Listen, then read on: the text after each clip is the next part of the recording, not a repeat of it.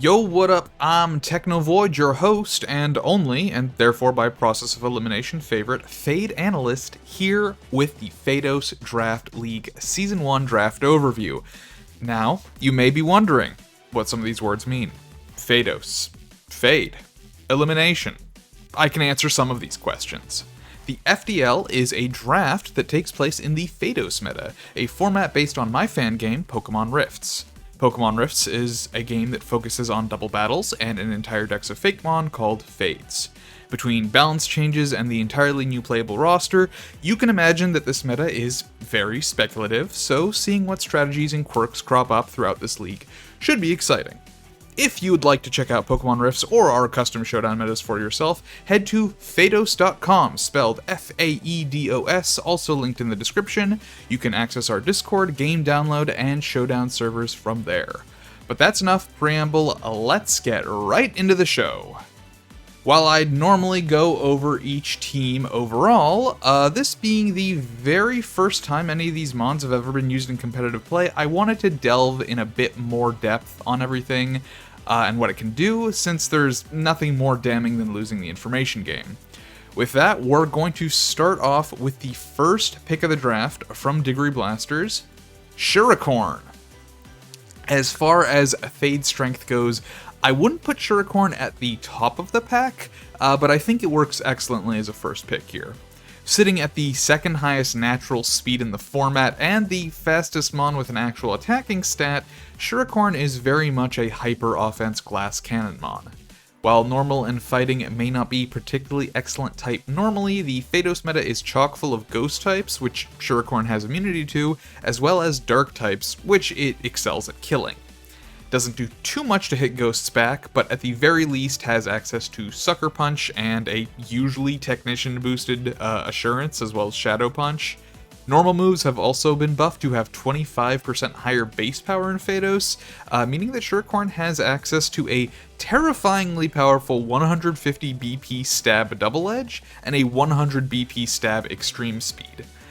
Slap a choice band on this thing, and between the raw damage normal and fighting types are going to be doing, alongside decent coverage in acrobatics, sucker punch, triple axle, U-turn, and play rough, just to name a few, this thing is usually taking down at least one mon with it, potentially more if it's got the right support. Supportively, Shurikorn, it's got a few mix-up options. It's got the fastest fake out. It's also got coaching and sleep powder, as well as being one of only 2 shed tail users. As for abilities, Shurikorn is rocking an unnerfed Unseen Fist, hitting for full damage through Protect with contact moves.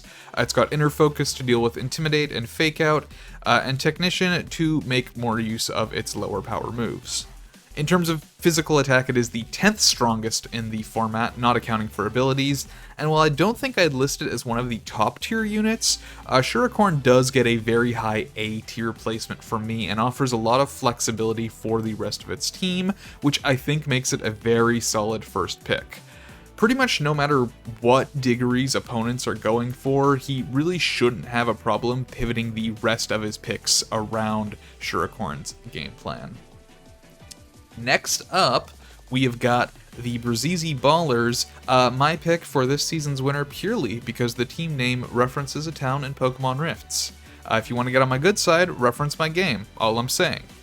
Anyways, the Ballers captain is the VGC Pilled Meteor Bower, which we can immediately see with the first pick, Demartyr. Let's look at this thing's resume. A fire and dark type with Dishearten, a variant of Intimidate that lowers special attack on switchin', and the move Parting Shot. Is this starting to sound familiar? Yeah, it is entirely unsurprising to see Demartyr picked up this early, as it could very well be the best support in the format right now. Demartyr's stat line is a bit low, focusing mainly on special defense, having the highest in the format. This is downplayed somewhat by its low HP, and the mon has really no physical bulk to speak of, which is a very intentional and glaring flaw. Its special attack is a pretty middling 91, though Demartyr can get around this with the move Suppression, which acts as a Dark-type special variant of Body Press, which allows it to use its massive 147 special defense to attack instead. Otherwise, its attacking moves mainly focus on Disruption, with notable mentions being Mystical Fire, Bitter Malice and Infernal Parade, Karmic Justice, and Spirit Break. As a quick aside, Bitter Malice in this format returns to its PLA variant of inducing Frostbite, which acts as a special burn in Rifts, and Karmic Justice is a fighting-type special variant of Foul Play. Outside of Dishearten, Demartyr has access to Symbiosis, which could have some gimmick potential, as well as Prankster, which makes up for its middling speed. Notably, while Prankster does help with self-target status moves like Revival Blessing, Destiny Bond, Nasty Plot, Substitute, and the like, the high number of Dark types increases the number of Mons immune to offensive status like Will-O-Wisp, Pain Split, Disable, and Parting Shot. As a first pick, Demartyr definitely lets Breezeezy Ballers pivot into any kind of team comp, and with excellent support and disruption options, can even potentially run the physical variant of Assault Vest, called Assault Armor, to somewhat make up for the physical frailty if Meteor Bower does need to run this Mon as an attacker at some point. Alrighty, so next up for first pick, we've got Peanut Scratch with Bogglemoggers and the Angrief pick. While Angrief doesn't excel at any one stat in particular, its highest being HP at 114 and then attack at 112, with everything else in the 80s, it is tied for the second highest BST in the region with two other Mons at a very impressive 555. Add on top of this the excellent Steel and Fairy typing and the ability to run either Intimidate or Dishearten, and you've got a deceptively powerful defensive pivot that can really play into either a physically or specially defensive and disruptive set depending on the opponent's team. Offensively, its options are decent, but nothing special. It doesn't quite make the top 10 on base attack stat, and it has standard stab options like Play Rough and Iron Head. Notable offensive moves other than that would be like Foul Play, Pursuit, Sucker Punch, and a 105 BP Body Slam, though none of those are stab. It can use Spirit Break for disruption and to avoid the Play Rough mischance, but obviously you're going to lose out on some damage if you do that. On the special side of things, it does get access to Moonblast and coverage in Bitter Malice and Burning Jealousy, but coming off of a base 81 special attack, it's probably not worthwhile outside of niche disruption tactics, or alongside Nasty Plot, which it does get. Angrief's claim to fame mostly comes from its options as a tanky support. Between the aforementioned abilities, as well as Spiky Shield, Recover, Amnesia, Curse, Iron Defense, Heart Swap, Defog, Teleport, and Recover, it can pretty quickly become a frustrating wall and pivot. It can also get some offensive use out of its defensive setup moves, using moves like Suppression and Power Trip, though most players are hardly going to need more ways to use Dark-type moves, especially if they aren't stab. Either way, Angrief, I think, certainly makes for one of the most powerful pivots in the format, and it is honestly no surprise to see both Dishearten Mons get drafted almost immediately. Next up is this team's Fine, with by far the weirdest first pick of them all. I'm not even sure if I would call it particularly good, probably around B tier at best, but Burnt likes them on and was worried about it getting sniped because of the chats, so it's a valid pick as any. Ignicious is a fire and fairy type that doesn't do anything particularly well, but doesn't really have any huge weak points either. Its stats all sit in the 80 to 100 range, with the exception of its intentionally very low speed, and it has a solid 101, 88, 106 bulk, and a solid defensive typing profile. For abilities, Aroma Veil is a somewhat niche but consistent supportive option, while Well-Baked Body turns a fire resistance into an immunity and also gets that nice double defense boost on top of it. It's not a type people would click into Ignicious in the first place, but it does work well potentially as a pivot to something fire weak, or even as a setup ability if you have an ally willing to spend turns attacking into you. If you really want to risk it for the biscuit, Hustle bumps its mediocre attack into something somewhat usable, though your physical options are somewhat limited to Flare Blitz, Play Rough, Body Slam, Crunch, and Leech Life. Ice Fang is there too, I guess, but that's probably a bad idea. Despite its special attack being 15 points lower, this is usually going to be the offensive stat Ignicious uses. Meaning Reversal Energy, an item that gives a +1 boost to the mon's lower attacking stat, is an excellent pick for bulky offense Ignicious. Between the excellent Torch Song, which can be combined with Throat Spray, Eruption that can be used on TR Hyper Offense, and potential defensive mix-ups with Burn Up, and, the standard Fire Blast Flamethrower duo, its fire options are very, very good. It doesn't get Moonblast, but Strange Steam is not a bad option for its main Fairy Stab. It does have a mischance, but it doesn't get much in the way of special coverage. It really is kind of limited to the unreliable Belch. But that's honestly okay, because Ignicious wants to keep some move slots open for its absolutely excellent support moves. Wish is a classic, working well with its solid HP stat, and combos very well with Burning Bulwark. Access to both Will-O-Wisp and its Frostbite variant Chill-O-Wisp lets Ignicious cripple any type of attacker, and Recycle can be used as a gimmick on particularly bulky sets. Perhaps most importantly, access to Decorate gives it a crazy amount of party utility, as a move that can bypass an ally protect while Ignicious itself solidly tanks hits. Overall, while Ignicious can succeed as a carry with the right support, it's gonna take effort that might be better used elsewhere. However, it does have solid tools for a bulky offense playstyle with some support mixed in. Is it a great option? No. Is it first pick material? Not to me, but to Burnt? Apparently yes. Looking forward to seeing what he does. Next up, we've got Vlinks and Team Wild Isles with the Erlenfrier pick. Despite Poison being a pretty mediocre offensive type overall, especially with Ghost and Steel being decently common types in the format, I think Erlenfrier is scarier than it looks. It has the third highest base special attack in the format, and a usable speed tier. Additionally, while its abilities might not be direct power boosts like with some other Fades, they definitely help Erlenfrier do what it wants to do, which is kill as many things as possible. A weak armor can let an already frail Sash set pick up enough speed to comfortably outpace everything in the format, and it has access to a lot of fire moves and flash fire that gives it an immunity and a solid way to increase its offensive output into the otherwise problematic Steel type. Finally, Corrosion has been buffed in Rifts to not only allow the poisoning of Poison and Steel types, but also lets Poison hit Steel for neutral effectiveness, which removes one of the type's massive offensive pitfalls. It has genuinely solid coverage in the aforementioned fire moves like Fire Blast, Flamethrower, and Overheat, as well as a very solid Scald and Strange Steam. As for direct stab, Sludge Bomb is the go-to, with Venoshock acting as an option on a poisoning-based set, as well as Strange Concoction, which is a special Dire Claw variant that instead has a 50% chance to burn, poison, or paralyze. So no sleep here.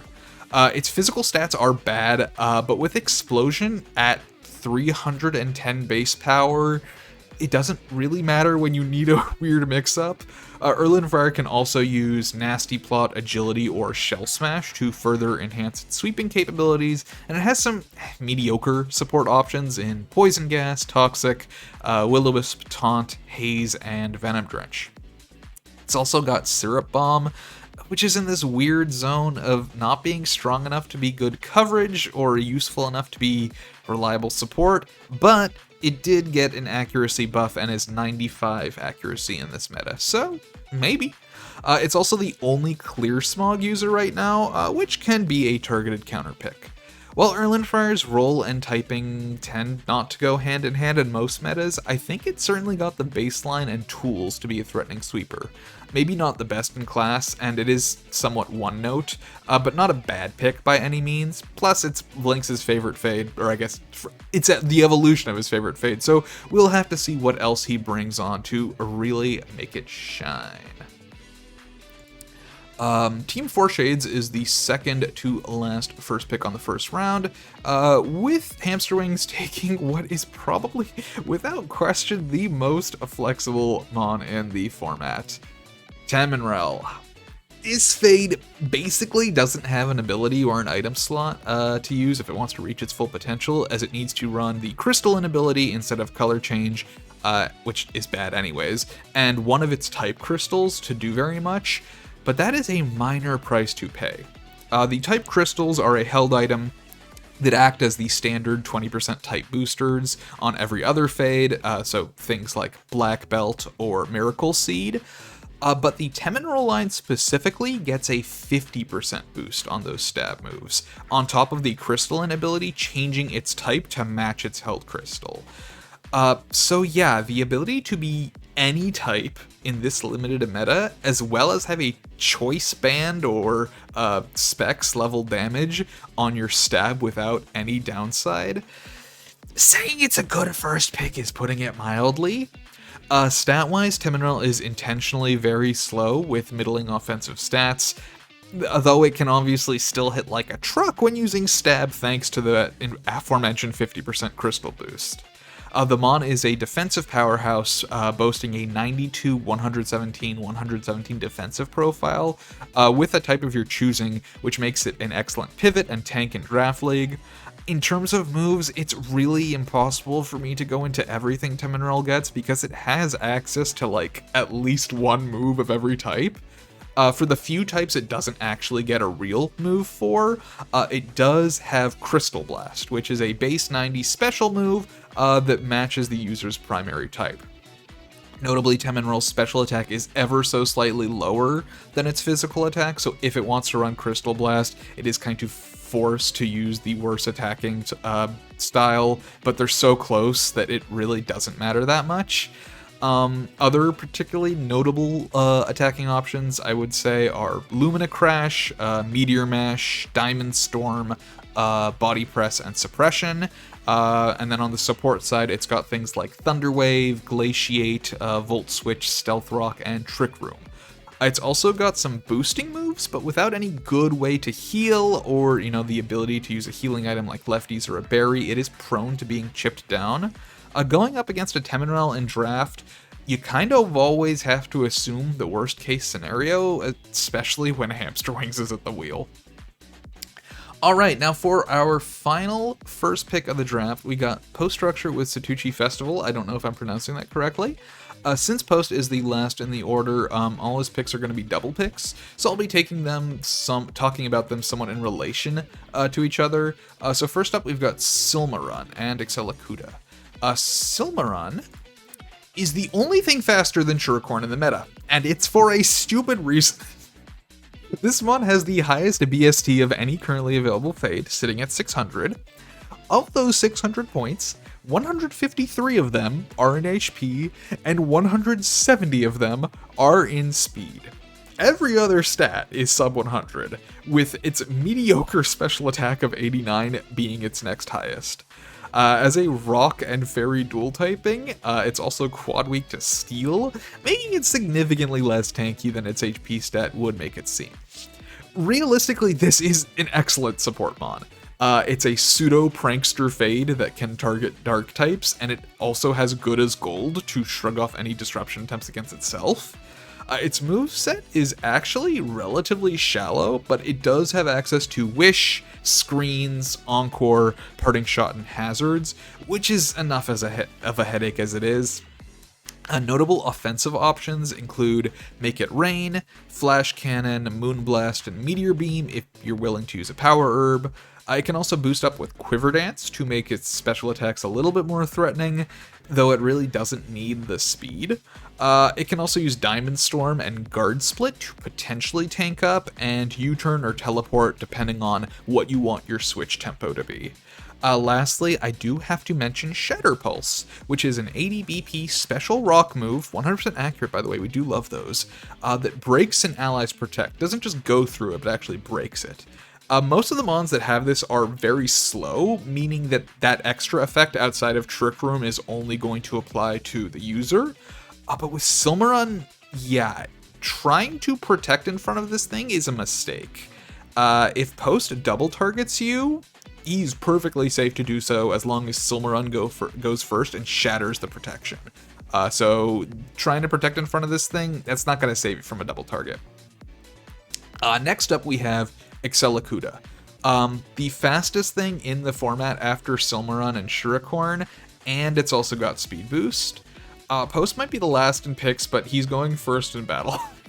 Accelecuda is one of Angrief's ties on the 555 BST line, with a solid 110 in attack and 105 in special defense, following its excellent 124 speed. If speed boost is understandably overkill for you, Serene Grace gives a bit more utility to its special moves, which it normally won't use because the stat is significantly lower than attack, but multi-scale really helps balance out its low physical defense and quad weakness to ice, given that it is a flying and dragon type. Its physical move pool is pretty limited but very powerful.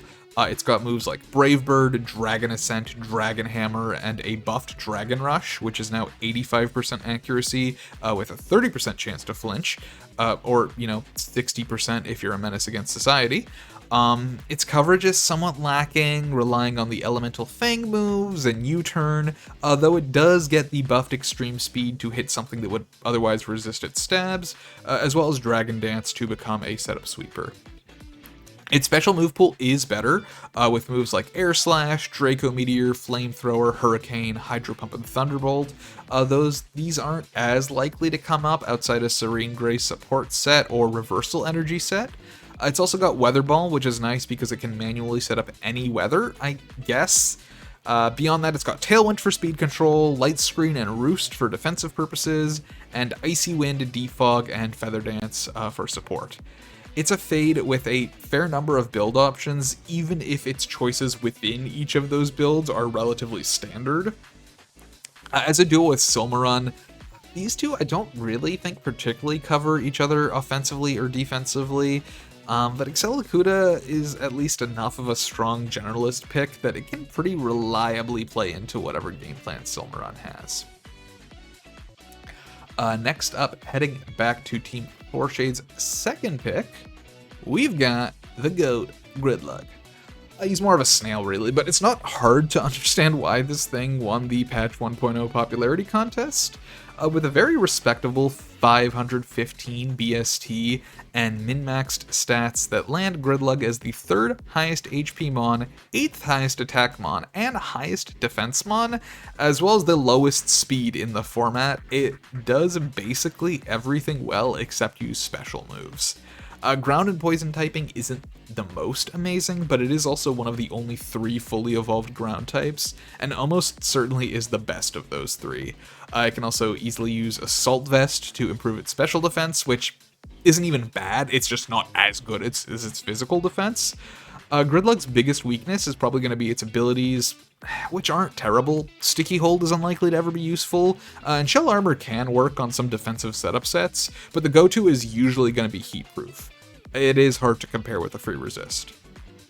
Gridlug's no slouch on stab or coverage either. It's got Earthquake, High Horsepower, and Headlong Rush for ground, it's got Poison Jab and Gunk Shot for poison, and a decent array of coverage moves like Dragon Hammer, Spin Out, Heavy Slam, Heat Crash, Crunch, and Body Press. It can even set up with Bulk Up, Shelter, and Slack Off. It offers speed control for allies with Sticky Web and Glare, and it can stall out with Toxic Spikes and Toxic itself. This is almost certainly one of the best fades in the format, and pairing it with potentially the best TR sweeper, it is the best TR sweeper. Pairing it with potentially the best TR setter, hamstringing his team is already very threatening, and we are only 2 picks in. Alright, next up is going to be Team Wild Isles with a Revarie. On paper, Revarie stats are high, but they're pretty balanced. It's tied for the 8th highest special attack. It has respectable bulk, but its speed is like it's not great. 74 isn't slow in Faedos, but it's not really fast enough to matter. It's also got the very unfortunate mono psychic typing, which is very damning in a meta filled with dark and ghost types. Thanks to Protean, though, Revarie does circumvent both its defensive typing problem as well as its kind of just good offenses problem. Because Faedos uses the pre-nerfed variant of Protean, Revarie is always going to have stab, making its damage a lot higher than its base 115 would suggest. On top of that, it's got extremely powerful coverage that allows it to switch to most types, including a 100 BP tri-attack, Moonblast, Air Slash, Hurricane, Ice Beam, Shadow Ball, Thunderbolt, Hydro Pump, Flamethrower and Fire Blast, and Energy Ball. The only types Revarie doesn't normally have access to are going to be Dark, Poison, Ground, and Steel. So if you're up against this thing, keep that in mind. Hell, if you want to stay a Psychic type, you have options like Freezing Glare, Esper Wing, and Psycho Boost, all of which are excellent moves. Esper Wing helps with the speed issue, and Psycho Boost can be a good match with Eject Pack. Thanks to the middling speed tier, Revarie is potentially stuck with a bad defensive typing before it can use a move, but you do have access to Silk Trap, which you can remedy this because it's priority, turns it into a bug type, and also lowers the speed of anything that hits it on that turn. This is certainly a scary mon offensively, thanks to the flexibility. Something very much not true of Erlenfrier in terms of flexibility, but it's also got some solid defensive options. It's got Cosmic Power, it's got Screens, Wish, Yawn, already has some decent bulk, so getting a bit of setup and then just becoming a drain tank with like Oblivion Wing is a real threat to consider. So far, I would say Team Wild Isles is shaping up very much to be an offensive powerhouse that largely ignores opponent defensive types, but we will have to see how that progresses. Going up the list, this team's fine picks up Maracabre. Much like Ignicious, I think this is a mid-tier mon that doesn't particularly excel at anything, but Burn is clearly picking his favorites, and I respect the hell out of that. With a speed tier of 89, Maracabre definitely needs some form of speed control, and it's usually missing out on a lot of stats thanks to both of its offenses being so high. On the upside, this does make Maracabre another great candidate for reversal energy, letting it comfortably boost either attack without wasting many EVs. It also has a pretty sweet offensive typing in Grass and Fire, which really only prevents it from hitting Fire and Dragon types. Which we're gonna see later in this overview is not gonna be a huge problem for Burnt. Its move pool is pretty nice as well. It's got moves like Flare Blitz, Blaze Kick, Seed Bomb, and Lunge on physical. It's also got Swords Dance, Rapid Spin, and Fell Stinger for setup. And then on the special side, it's got stuff like Fire Blast, Flamethrower, Heat Wave, Energy Ball, and then Earth Power and Focus Blast. Maracabre's real make or break is going to come from its abilities. Rough Skin is kind of the standard mediocre option, but Maracabre's big strengths definitely come as a Weather Abuser. Sand Rush makes it immune to Sandstorm and then completely fixes its speed issue, even allowing it to run mixed attacking sets because it's going to be faster than everything besides Silmarun with 0 speed investment.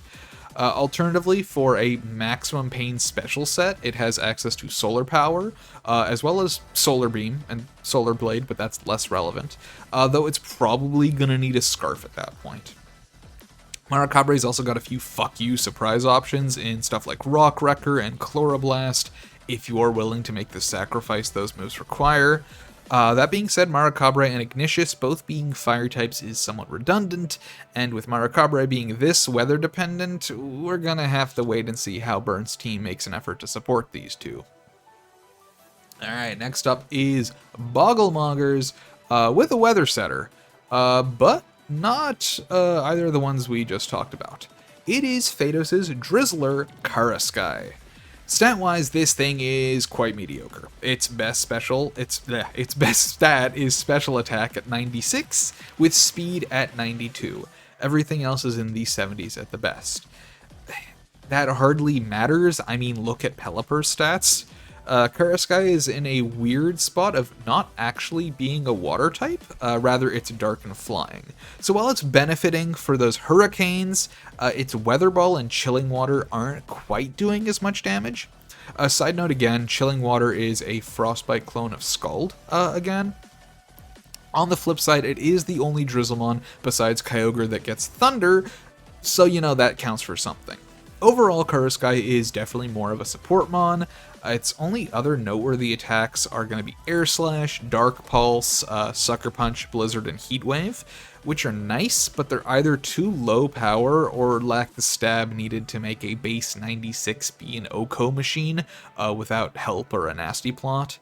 As a supporter, though, we've got Foul Play, Knockoff, Tailwind, Wide Guard, After You, Defog, Disable, Encore, Taunt, Speed Swap, and that's not even all of it. I mean, honestly, you don't even have to run Drizzle. Magic Bounce is an excellent ability that lets Karaskai seamlessly fit into non-rain teams without actually losing much value. Though neither Angrief nor Karaskai is the most powerful Fate offensively, I think they do cover each other quite well type-wise, and Rain does eliminate Angrief's Fire-type problem. It's more defensive than anything, but I don't think this is a bad core to start with. That being said, do leave it to Breezeezy Ballers to continue choosing violence, though. After the disgusting Demartyr pick, Meteor Bower heads straight into Lunatick, which is, in my opinion, another top-tier mon. Steel Psychic isn't exactly lovely, again thanks to the omnipresent Ghost and Dark threat, alongside sharing a ground weakness with Demartyr, but it does have an 80 108 108 bulk line, so it's probably going to take more than a super effective move to get rid of this thing. At first blush, this thing's equal 85 offenses are pretty bad, though Analytic and the soul heart-shaped elephant in the room can certainly make up for this.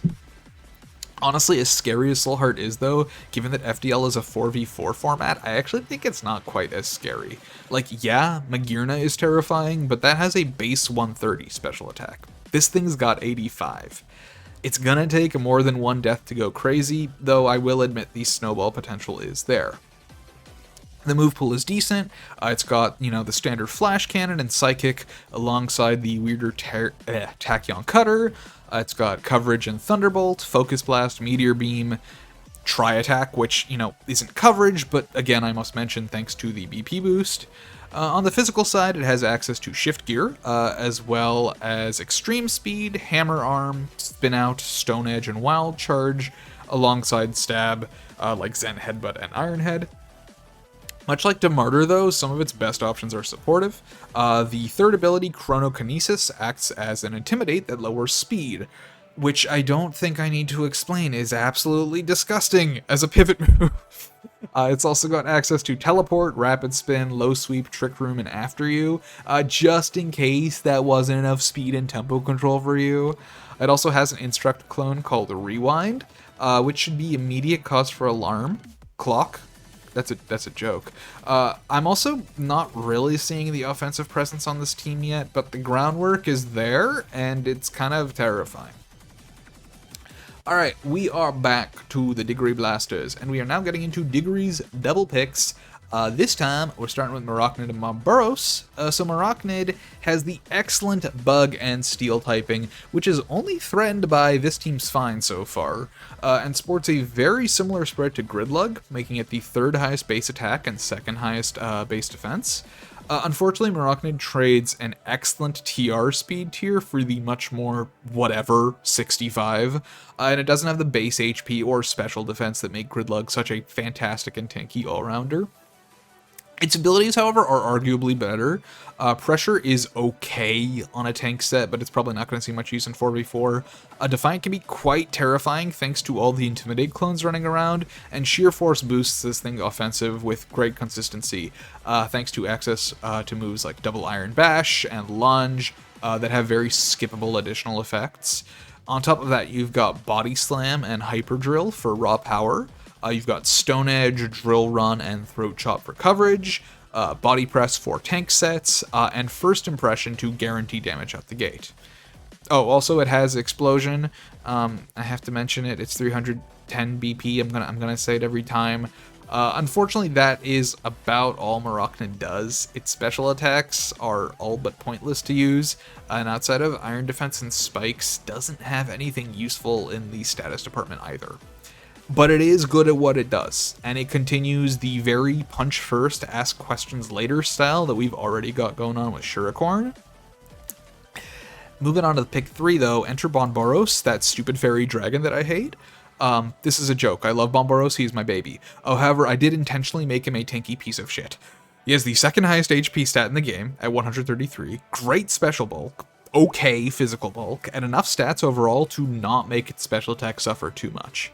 Its speed stat is very mid, but literally who cares when you have Triage and Stab Draining Kiss? Its other abilities aren't even bad either. Sweet Veil is niche, but can be useful against Sleep Spam, and Gluttony can offer a more reliable heal alongside Recycle, or it can be used as setup with Pinch Berries. Offensively, we're looking at Dragon Energy and Draco Meteor, as well as Moonblast and Draining Kiss for stab, with a few other options like Giga Drain, Mist Ball, Thunderbolt, and Ice Beam for coverage. It also works quite well in the snow, with access to both Blizzard and Aurora Veil, though it would have to manually set it up since there's no snow warning mon in this version. What Diggory's team has been missing in a tank though, Bonboros definitely delivers. It's got Pain Split, Heal Pulse, Wish, Moonlight, and Roost that gives it nasty priority heals. Yawn, Helping Hand, Syrup Bomb, Icy Wind, and Chillowisp, which are all solid supportive options, and Shed Tail, again, means that literally nobody besides Diggory is using this move. Also, that is a big-ass substitute. Diggory's now completed a Fairy Dragon Steel Core and has Shurikorn's Fighting type to deal with opposing steels, making this an extremely solid dual pick that covers each other's weaknesses. And Bonboros brings an excellent defensive core into what is otherwise a very slap-happy duo. Moving on back to the Breezeezy Ballers, he's picking up Refruin. Alright, now we got an attacker going here. Refruin has the excellent Fairy and Ghost typing, and two very solid abilities in Levitate and Soul Siphon, which is basically a special version of Moxie, but its stat distribution prevents it from reaching the demonic levels of, you know, that other Fairy and Ghost type. Mimikyu, obviously. Between its attack of 111 and its special attack of 101, it can flex into whatever attacking stat you need, and it makes decent use out of reversal energy, technically, but it really needs some speed. 75 is usually not cutting it for something with this little physical bulk. It unfortunately doesn't have access to Play Rough, so physical Refruin is relying on the significantly weaker Spirit Break for Fairy Stab, though it does have the excellent Bitter Blade as coverage. For Ghost, you've got access to Poltergeist, which has been buffed to deal half damage rather than 0 when the target has no item, as well as a nerfed Last Respects, which only grants 20 extra BP for death. So in a 4v4 format, this means at best Last Respects is hitting 110, which is a more reliable Poltergeist. Although being on the same team with Demartyr does mean Revival Blessing is technically on the table. That could bring the BP up to 130, but probably not a strat you should be relying on. Its special move pool is similarly shallow, but it does get access to Moonblast and Shadow Ball, which is reliable. Plus, it's got Bitter Malice and Infernal Parade, which can be decent niche options. Burning Jealousy and Doom Desire are there, but the Meteor Bower I know is a good enough player to not fall for my dumbass coverage bait that I put on these mons. Refruin doesn't have too many notable status moves either. I mean, it's got the Willow Chillo combo for Disruption, and it's got Perish Song. But overall, I would say it is a pretty straightforward mon in terms of sets, with the main question for prep being if it's going physical or special, and whether or not you can actually hit it with a ground move. Typing-wise, it does slot in very nicely with the rest of the ballers so far, and its rough speed tier is remedied by Lunatick's support options. Plus, it is the first thing on this team that I can confidently say is an attacker. Oh. Man, can you believe we're only starting pick 3? I have so many more words to say. Holy shit. Alright, Bogglemoggers so far as I would say as Breezeezy Ballers has been a similarly sort of defense and support oriented team. And they also take the cue to get some power on the field with a Jetsohm. Jetsohm honestly has a pretty similar offensive spread as Refruin in being a flex attacker, although who fucking isn't in this meta.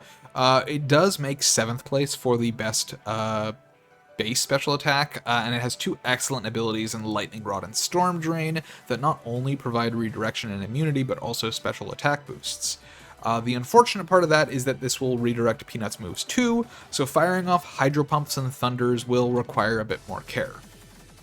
Jetsohm's physical attack isn't bad by any means, and it can make some great use out of Plasma Fists plus Lightning Rod, thanks to its very solid speed tier, making it the 9th fastest in the format.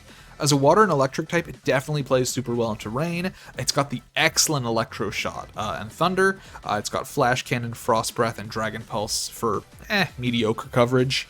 Also notable is Wild Bolt Storm, which now functions as an electric type Heat Wave that has a paralyzed chance instead of a burn chance.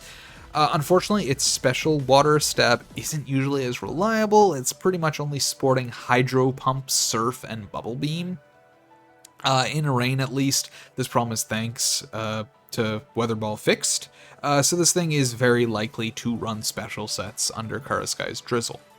On the physical side, Jetsohm has some solid setup options. It's got Coil and Dragon Dance, and can use the aforementioned Plasma Fists, alongside Iron Head or Iron Tail, which now has the power and accuracy of Focus Blast. It's got Liquidation, Flip Turn, and Dragon Rush or Ice Fang if you really need it. It also has Surge Surfer as an ability, but since there isn't an Electric Surger in the game yet, it would have to set up manually, which is probably not worth it. I think it's pretty clear how this thing fits on Bogglemoggers. It's obviously an excellent rain abuser, and it is also Peanut's first major offensive threat. Alright, this team's fine is finally set on fire types. So let's see what Burnt takes next. That sick freak chose Vilent, a fire and water type, thus being the first to fill his fire water grass core with 3 fucking fire types. I can't even pretend to be annoyed by this because I literally encouraged it. Okay, anyways, Vilent, what do it do? Well, it's kind of not great at anything in particular, other than its base HP of 112, which puts it at the 8th highest base HP. None of its other stats really stand out. Its second highest is attack, which barely cracks 90. Regardless, this thing's physical bulk is actually not bad, and it's not awful on the special side either, thanks to the high HP. Its abilities are all offense focused, either going all in on recoil damage with Reckless, it can set up mini shell smashes with Anger Shell, or potentially running an auto crit gimmick support with Anger Point, but Violent Big Draw is definitely going to be its move pool. It can subvert its mediocre speed with priority options like Jet Punch, Bullet Punch, and Mach Punch, or it can also use Flame Charge for speed boosts. I can go all in on Reckless sets with the excellent Flare Blitz and Wave Crash combo. It's got Wild Charge and Head Smash as coverage. I can also run bulky setup sets with Bulk Up or Iron Defense, Drain Punch and Fury Fist, which is a fire-type version of Rage Fist, which gains 20 BP per hit, maxing out at 170, and it has excellent sweeping options like Shell Smash and Sword Stance. Not to mention it has some solid options in strong normal-type moves. It's got Darkest Lariat, Close Combat, Iron Head, and the always excellent Burning Bulwark. I doubt it's going to see much use, but Spicy Extract can technically be used as a supportive move for an ally sweeper, and once again, obligatory mention, 310 BP Explosion. It can even use Hydro Steam to use water moves in Sun! Don't do that, it has 44 base special attack, please don't do that.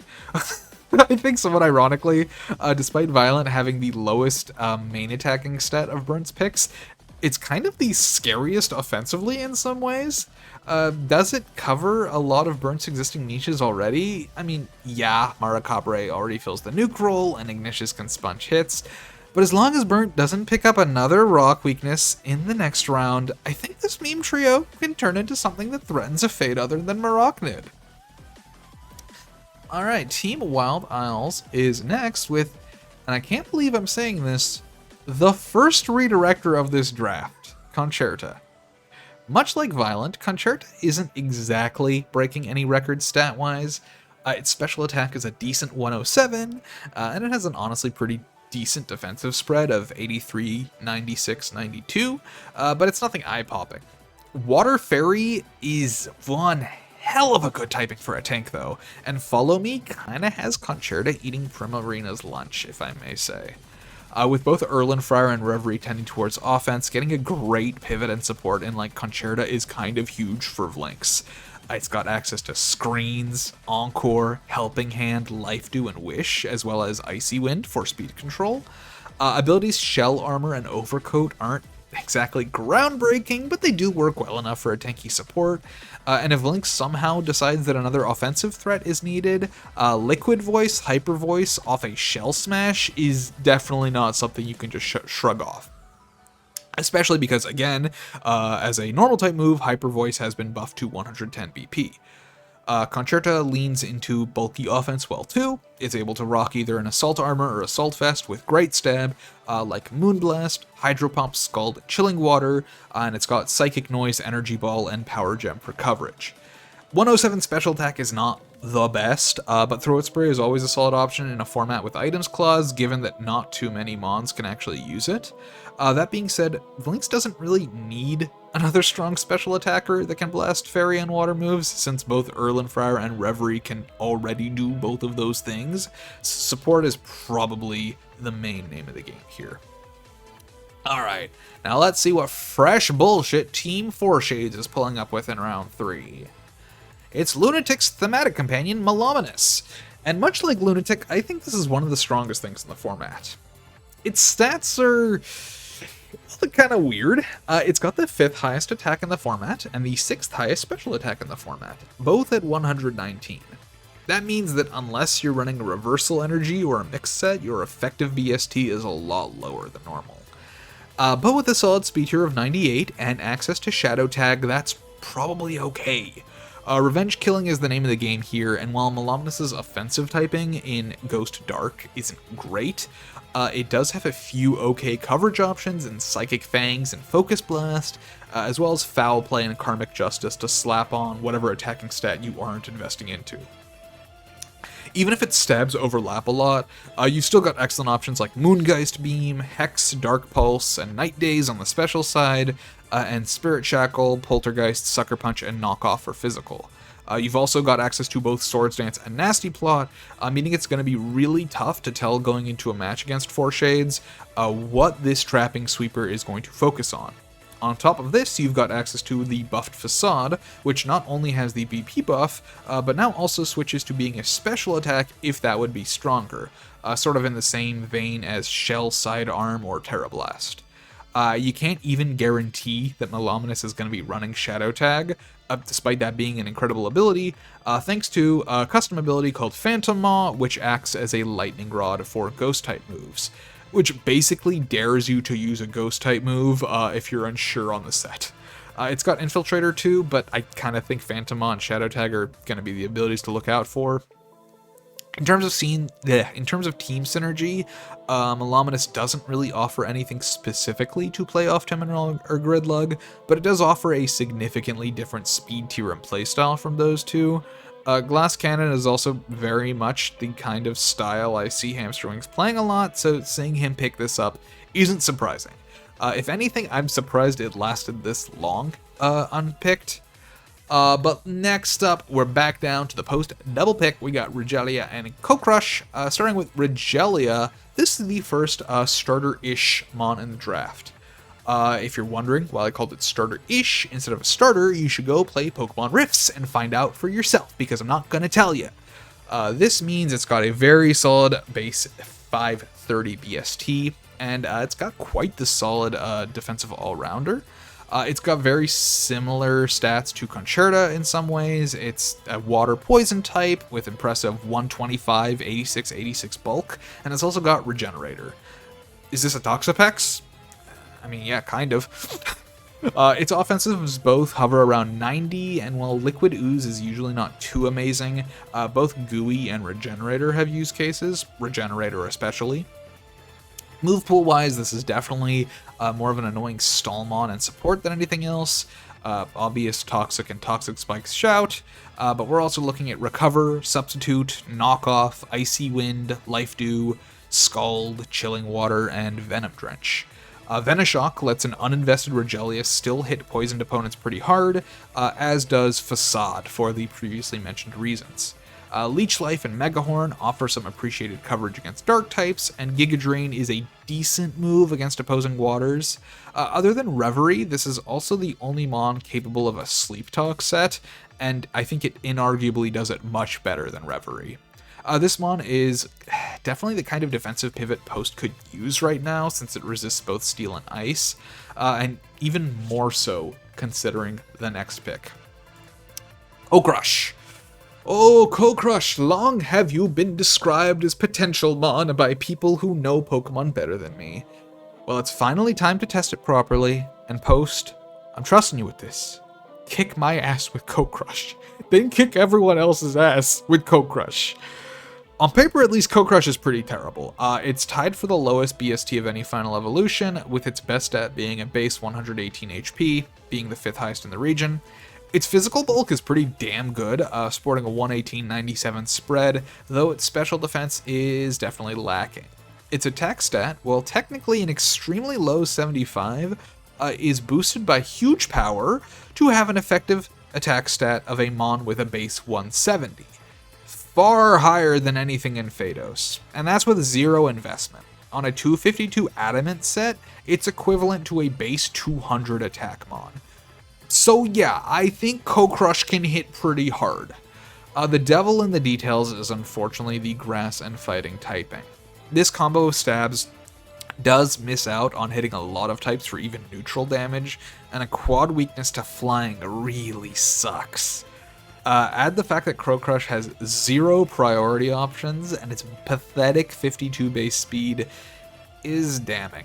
I'm not going to say it has no options, though. I mean, obviously, between Wood Hammer, Hammer Arm, and Close Combat, its big stabs certainly still hit like a truck, and some of its lower power moves, like Drain Punch and Drum Beating, have useful secondary effects. Coverage options are also solid. It's got Fire Punch, Head Smash, Earthquake, Heavy Slam, Throat Chop, and Headlong Rush, as well as some solid high BP normal moves in there as well. It's even got Victory Dance to help with its speed problem, and Belly Drum if you just want the highest attack possible. But despite all this, it really desperately needs a support mon if it's going to pop off. Ideally, some kind of redirection or a way to buy Cocrush some time to speed up or decimate a priority target. Setouchi Festival already has some of this. I mean, Rejellia is an incredible pivot, Accelecuda has Tailwind, Silmarun is Silmarun, but I do wonder if it's enough. Concherta would have been such a nice teammate here, but alas.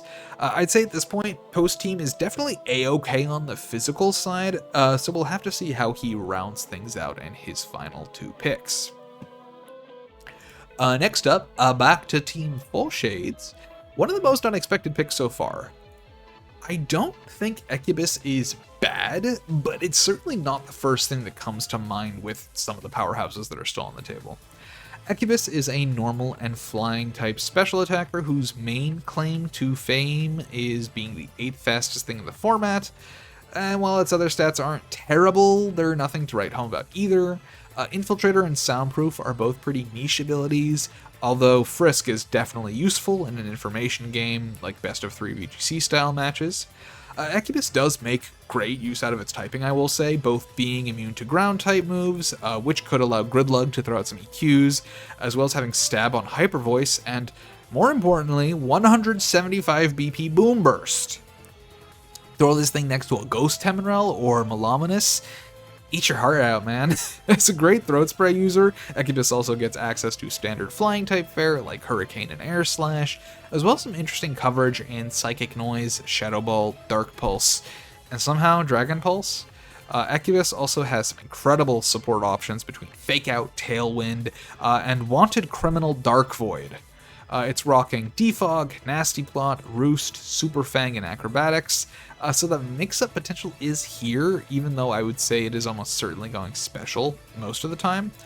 I have to say, while I didn't think too hard about this pick in the moment, it is dawning on me now how solid this is here. Team 4 Shades now has Fake Out for setup support, some really scary sweepers, and both Tailwind and Trick Room modes for hyper offense sets. Literally everything on this team can hit like a truck if it wants to, which makes identifying the threat really difficult. This is a really good team. Alright, it's finally time for Wild Isles to pick up a physical attacker. Oh, never mind, it's Voodread. This thing is tied for the lowest BST final evolution in the format with Cocrush, and much like Cocrush, that is very much by design. Tied for the 4th highest special attack in the region at 120 base, it has the ability Beads of Ruin. That means it is only 15 base special attack lower than Chiyu, and I feel like that speaks for itself. Given that Vilent has pretty much exclusively drafted special attackers up to this point, the Voodread pick feels very much like an intentional lean into the ongoing hyper offense style. Voodread itself can't quite match the speed requirements of a glass cannon, just like Cocrush it sits at 52, but it can hit hard and simultaneously function as a support for other sweepers, so whatever. Choose your target carefully, I guess. As a Ghost and Grass type, Voodread covers some good offensive stabs that have otherwise been missing on this team, and it gets as close to finishing a Fire-Water Grass combo as anyone besides Burnt realistically is going to get at this point. It has your standard Shadow Ball and Energy Ball stab combo, but since its primary type is Ghost, it can actually use Revelation Dance over Shadow Ball for 10 more BP and no downside, other than like an opposing Fade with Dancer copying the move. Like that'll ever happen. Coverage moves include Power Gem, Psychic, and Earth Power, which are all solid, as well as the spread Fiery Wrath and weird pocket pick Burning Jealousy, which I wouldn't usually mention, but Voodread can hit like a truck, so a base 70 move could actually genuinely be worth considering here. Thanks to Erlenfrier's penchant for spreading diseases, Bitter Malice can also be a good option here, hitting 120 BP under the right conditions. Voodread can Nasty Plot to become even more threatening, or Quiver Dance to mitigate its speed issues, but I do question how many special attack boosts it really needs. Honestly, Scarf might be the play a lot of the time. On the supportive side, it has Ally Switch, Will-O-Wisp, and Worry Seed, alongside Destiny Bonded Pain Split, but they're largely gonna be a worse use of Voodread's limited field time than blowing things up or using Protect.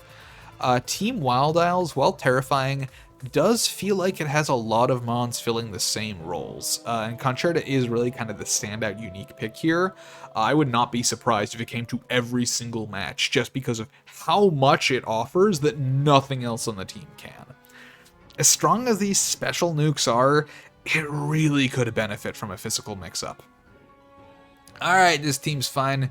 Show me what you got. As long as it's not another rock weakness, I'm gonna shoot myself. Pyrokai, the flying and fire type, is Burnt's 4th pick. But you know what? Shared weaknesses aside, this pick is clean, and I'm surprised Burnt was willing to wait this long on it. Pyrokai has access to Aftermath, which is whatever, and White Smoke, which is fine, I guess, alongside Victory and Quiver Dance. But the real meat and potatoes of this mon is that it is Faedos' exclusive Sunsetter, something Burnt's comp definitely benefits from. All these fire types are now getting boosted damage, avoiding water hits, and Maracabre can now become a really serious offensive threat with solar power. Y'all are still Omega weak to Stealth Rocks and Rock Slide though, so work on that please. Pyrokai does not have a single stat that breaks 100, with its highest being a speed at 97, and then a special attack at 87, which is rough, but it's a damn Sunsetter, so it's gonna be fine. Other than Bogglemoggers, there isn't really much anything any other team can do to overwrite Burnt Sun without wasting a turn, which is great news for him. Also, since Burnt's taken a monopoly on fire types, pretty much nobody else is benefiting from his Sun outside of, like, coverage or access to Weather Ball.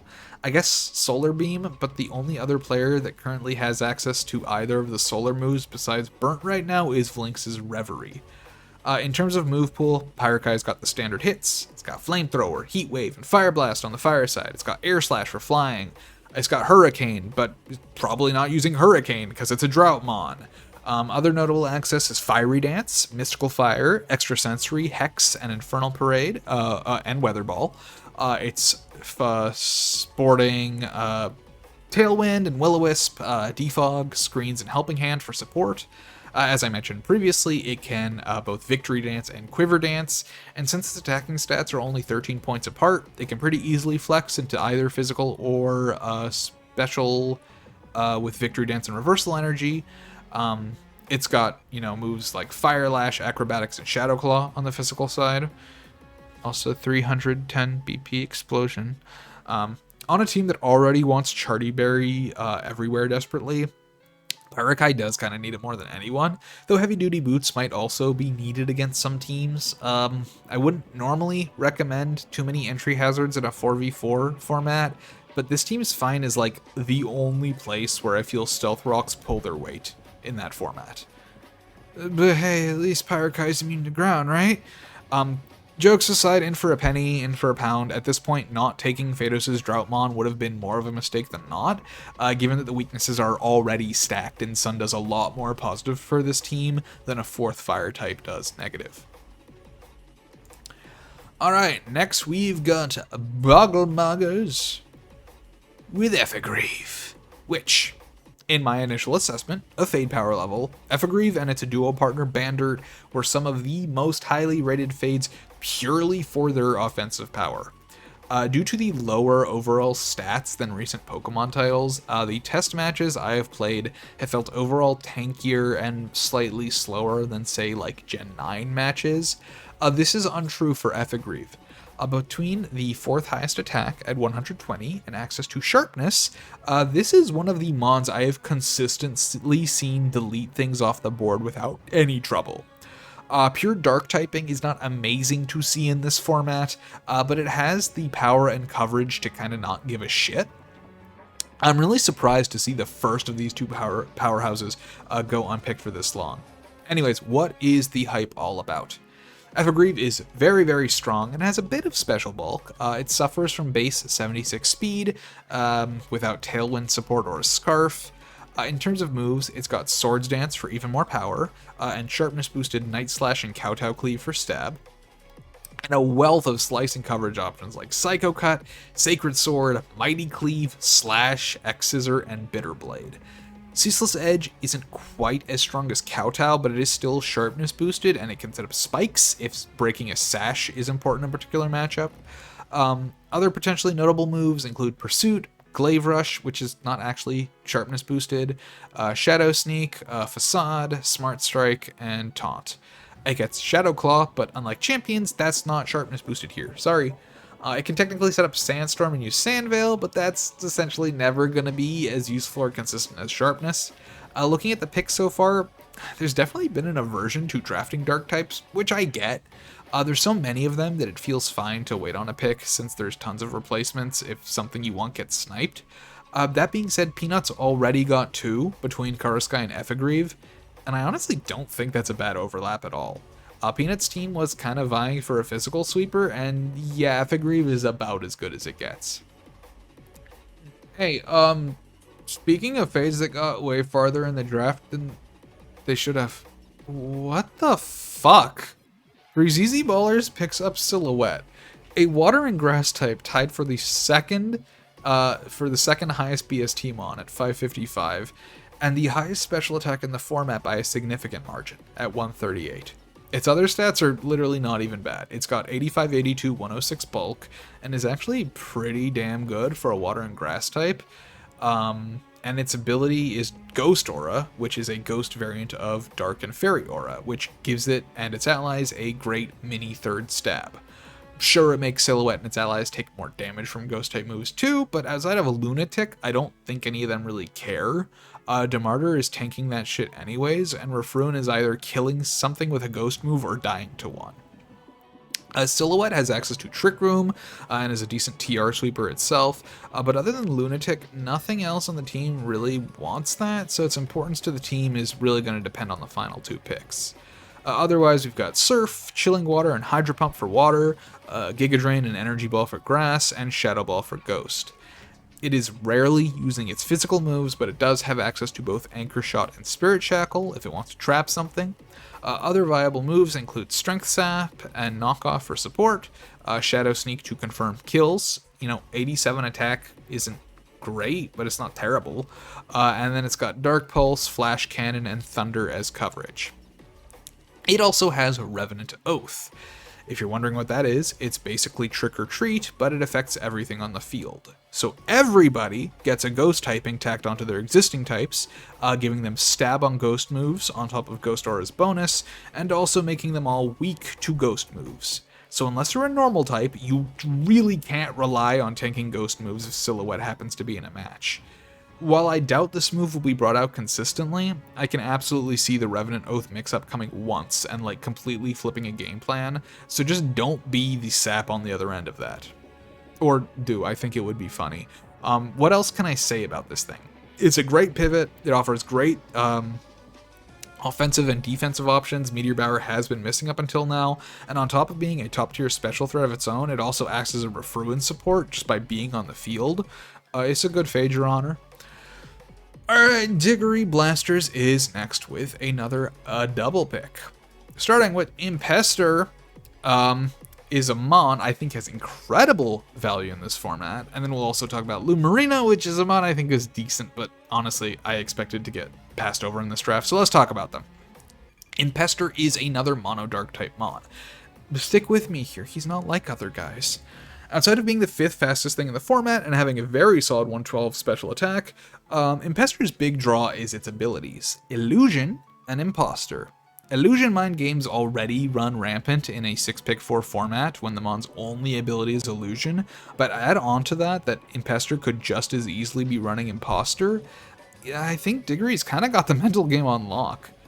Do you risk self-buffing when a Scarf, Imposter, Impester, geez, say that 3 times fast, can switch in and use your carry against you? Do you wait until you've confirmed it's running Illusion and then do that? Well, too fucking bad. Impester's Umbral Thief is a dark and special variant of Spectral Thief, meaning it steals your boosts anyways and still sweeps because it's fast as hell. Outside of your standard Dark-type fare, Impester's actual moveset that it has access to when not transformed is pretty gimmicky. You've got Aura Sphere, Shadow Ball, Bitter Malice, and Extrasensory, as well as Facade, Foul Play, Shadow Sneak, and Sucker Punch in matchup-specific options. Status-wise, it's got Nasty Plot, Parting Shot, Snatch, and Taunt. It can also Me First or Assist on really weird sets. Hell, even if it's Illusion, it can always just use Transform if it wants.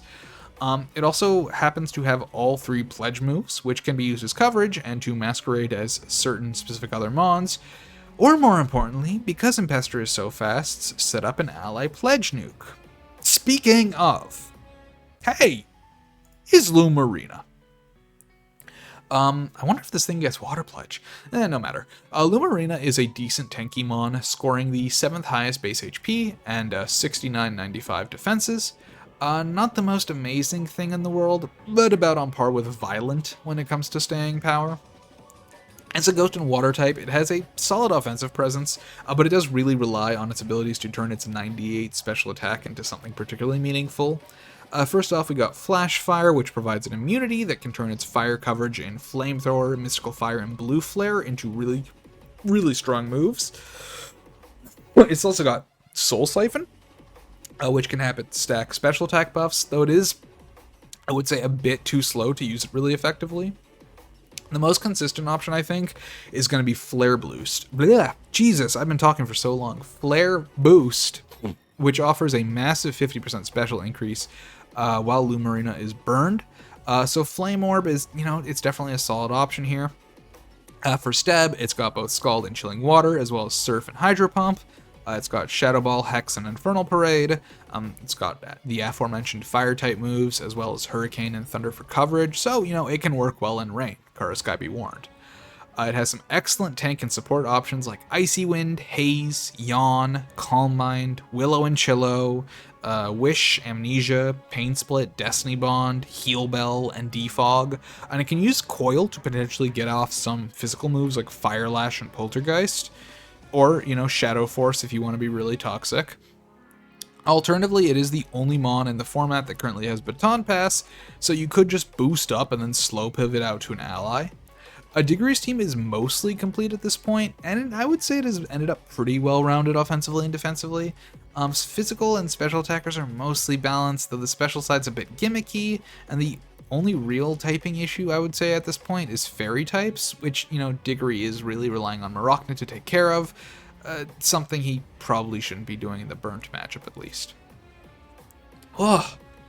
Talking is hard. Breezeezy Ballers final picks. They're probably obvious looking at the team icon. So let's talk about Ballerade.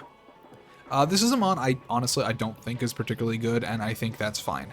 It lets Meteor Bower hold off on taking it until the end of the draft, and it lets him use one of his favorite mons. Ballerade is a flying and electric type. There's the 4th fastest in the region and has similarly mediocre attacking stats at 93 and 103 respectively. It probably prefers to be a special attacker in most cases, but Wind Rider does provide some immunities and lets it become a decent physical attacker after a Tailwind, so it's not worth discounting.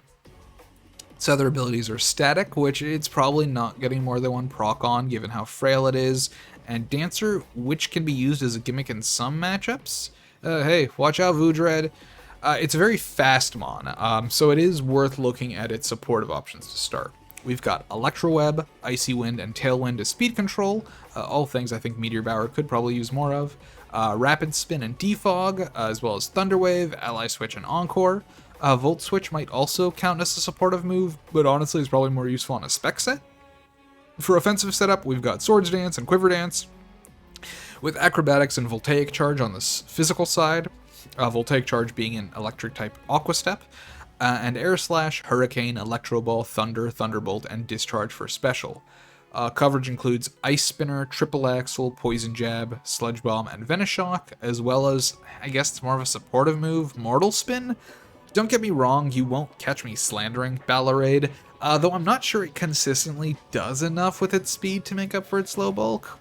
Using a sash and a setup move like Swords Dance or Quiver Dance is probably its best bet to sweep, and it does have excellent stab and coverage options, and the Ballers were desperately in need of some more speed control, or else Lunatick is carrying these mid-speed ranges on its back all by itself.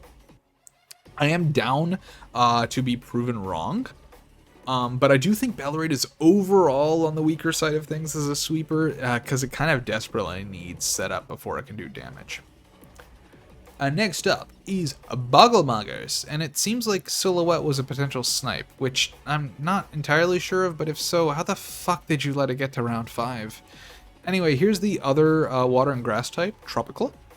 Despite its BST being significantly lower, I don't think it's bad at all. Its best stat is HP at 100 and is mostly physically oriented with 92 attack and 94 defense. Nothing crazy, but its special defense isn't that much worse at 76, so between typing its stats, it's got some staying power at the very least. Ability-wise, we've actually got some very interesting ones. With Grassy Surge, Tropiclaw is currently the only final evolution that can set terrain on entry, so if anybody's running a Grassy Seed, it's gonna be Peanut. Its other options are Terra Guard, which gives it immunity to Sandstorm and ground-type attacks, and gives it a +1 defense when hit by ground, and Sap Sipper. Between grassy terrain and 2 immunity / boosting abilities, this thing's got some sauce.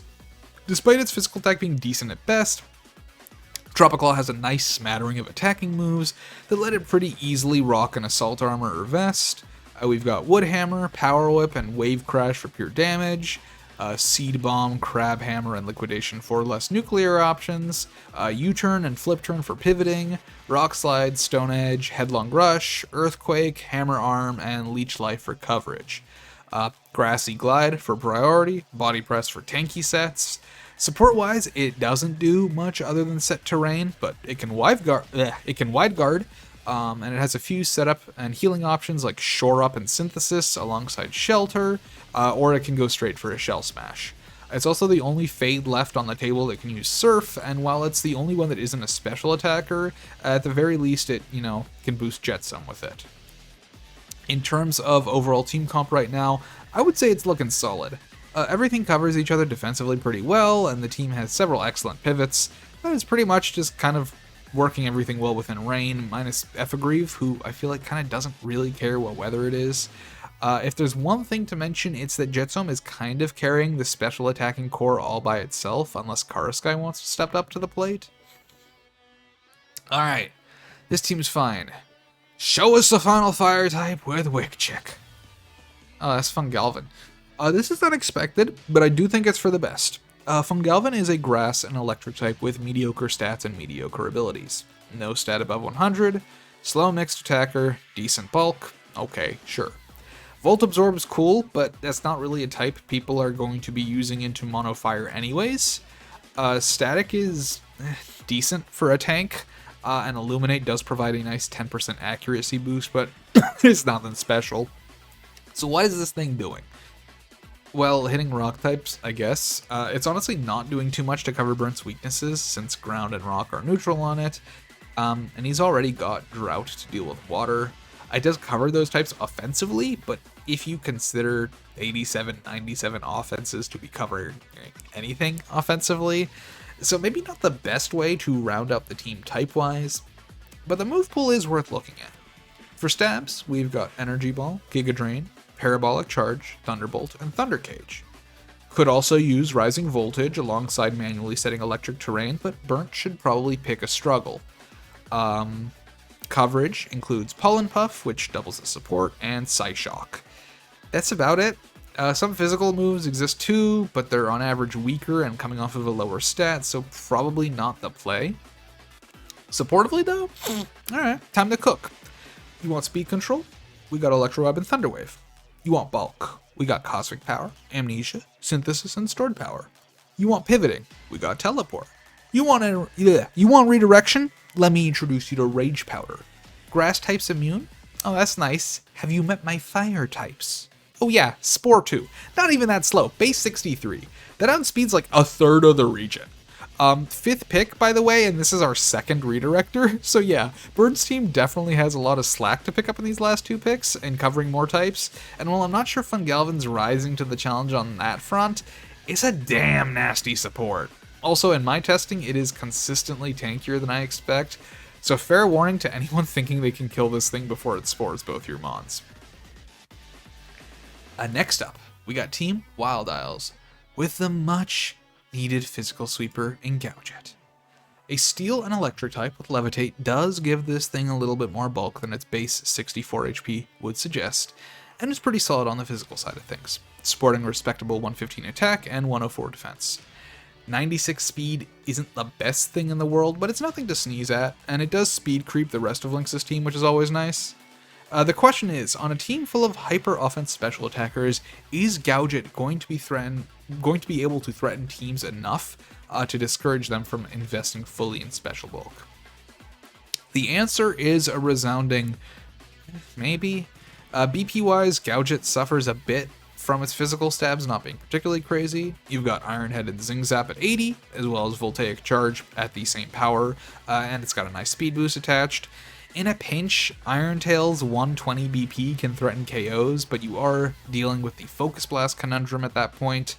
If you want anything stronger on the electric side, you're gonna have to make do with Wild Charge or Supercell Slam.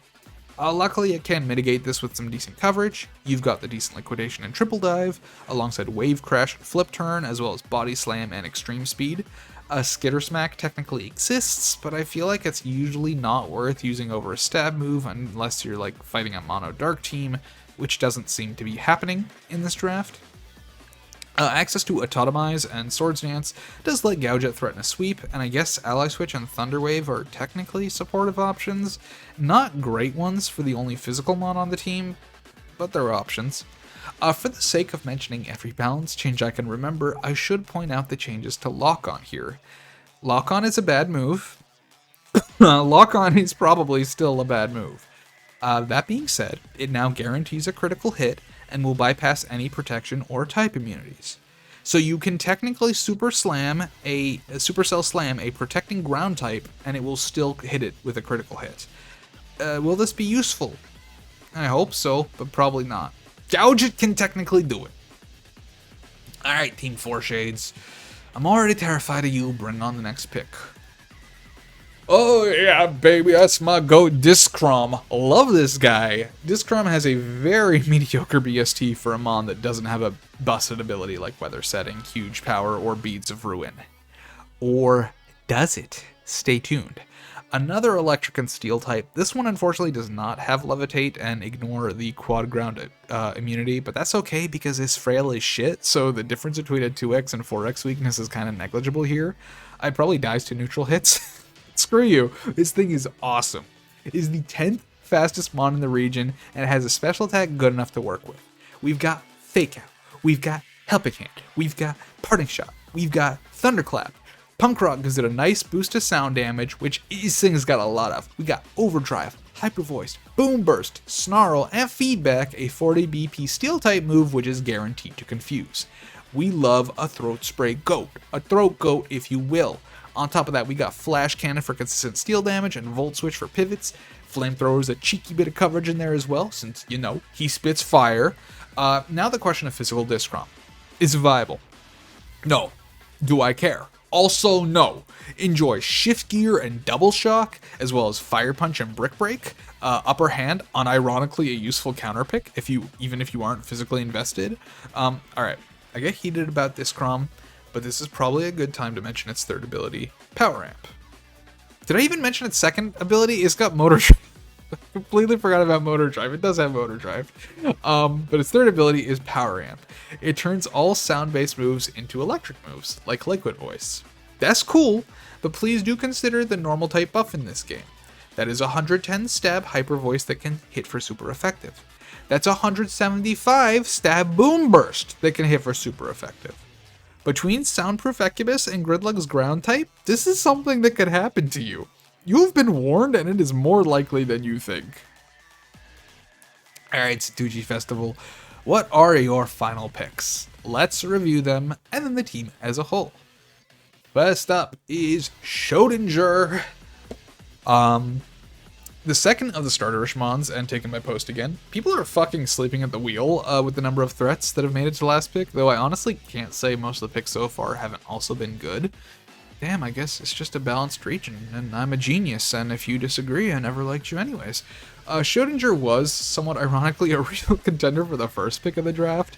As a normal and ghost type, with the 7th highest speed in the region, a solid special attack, and a very, very nice 530 BST, it's not hard to see why. Sure, being weak to dark isn't great, but that's kind of your only problem here. Schrodinger's got access to Prankster, Curse Body, and Perish Body. First off, while Prankster is undoubtedly a good ability, I think it is in some ways a trap here. Schrodinger is already so fast that it rarely needs priority to go first with status, and adding Prankster to the mix just makes the 20% of the meta immune to those moves. Don't get me wrong, it's definitely useful against a specific subset of matchups, but I don't think Prankster is nearly as splashable as it would be in other formats. Perish Body is... well, it's not a useful ability, but I don't think it's completely useless. Schrodinger isn't tanky, but it's also not the frailest thing around, so you could potentially get a few procs of this.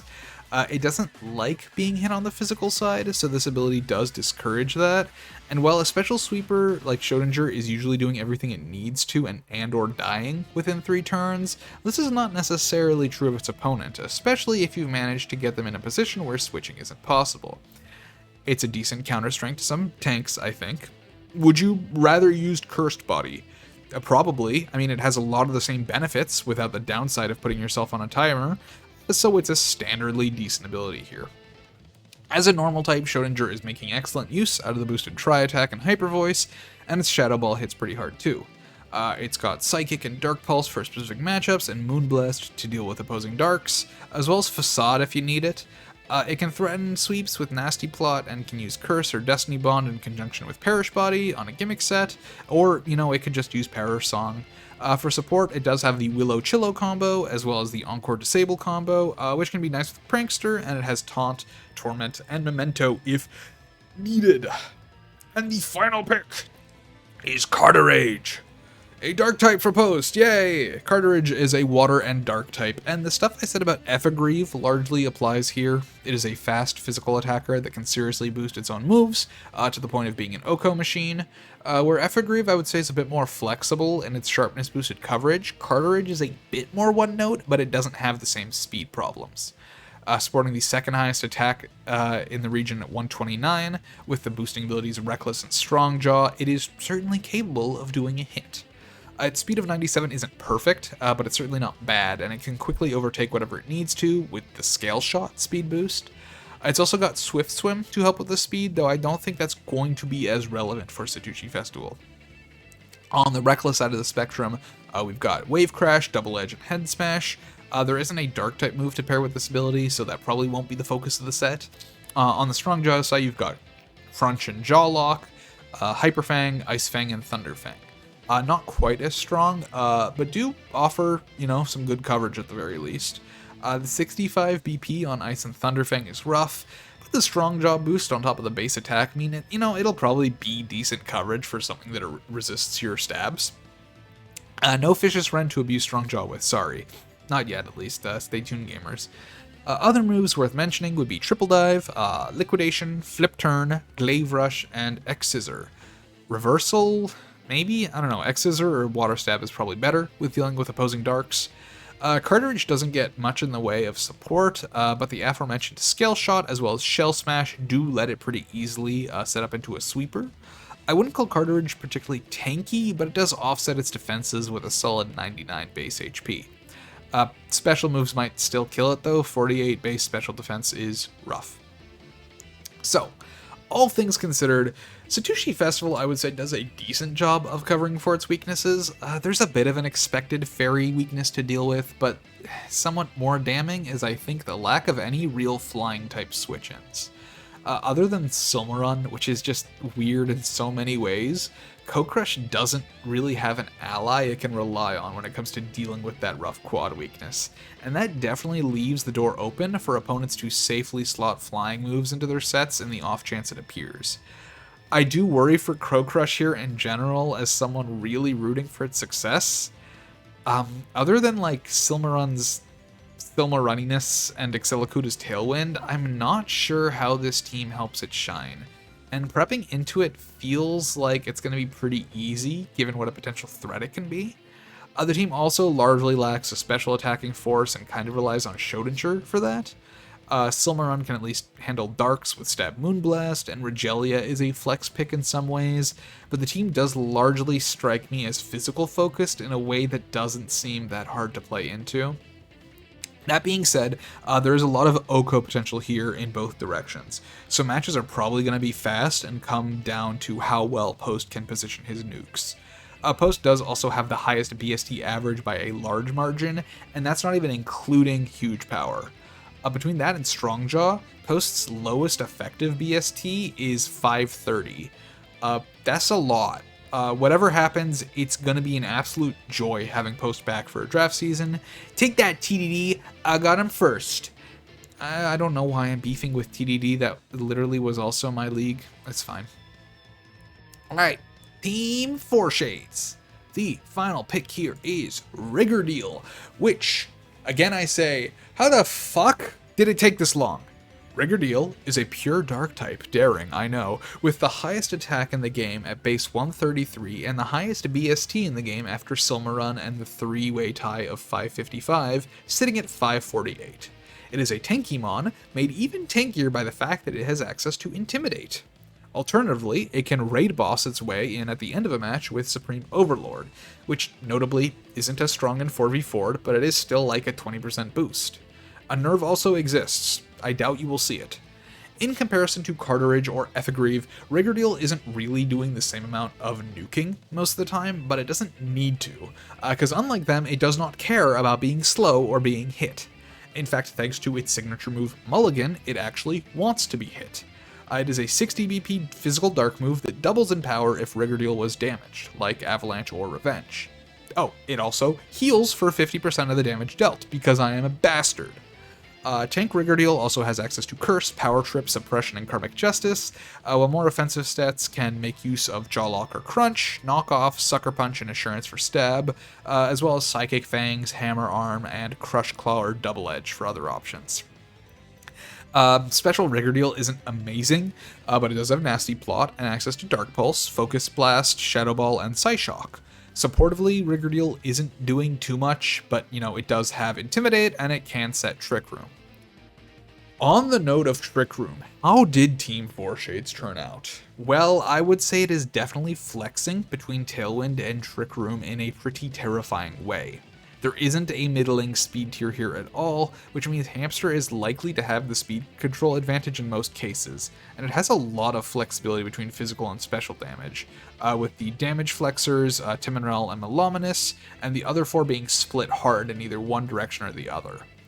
The team doesn't have any standout weaknesses, although it doesn't love dealing with ice and ground. Teminrel can always flex types, but it can't resist both of those at the same time, which leaves Echubus as the only thing ground isn't hitting for at least neutral damage. Ice has a similar problem since Discrom isn't really tanking anything, if we're honest. But luckily for Hamsterwings, no ice types have been drafted as of now, and he has the only ground type, so you will be relying on coverage at best. It's hard to find much of a weakness in this team, but it does kind of have a special defense issue. Other than Teminrel, everything here is either too frail to survive either way, or has significantly worse special bulk than physical. That's not quite true for base Riggerdeal, but after Intimidate, it kind of is again. Teminrel sort of feels like a linchpin for a lot of this team's cores, but given how tanky it is and the fact that the other five are still largely self-sufficient without it, it's hard to find a glaring weakness in this draft. Sorry, but that's kind of all I got. Now, just in time for Riggerdeal to somehow get sniped in the final round. Somehow. Team Wild Isles pulls up with the Riggerdeal backup Mobscure. As another mono dark type, Mobscure's biggest issue is differentiating itself from the competition. As a physical attacker, it certainly has some sauce with base 118 attack and 3 solid abilities in Sniper, Stakeout, and Moxie, but it isn't hitting the plug-and-play highs of Effigreave or Cartridge.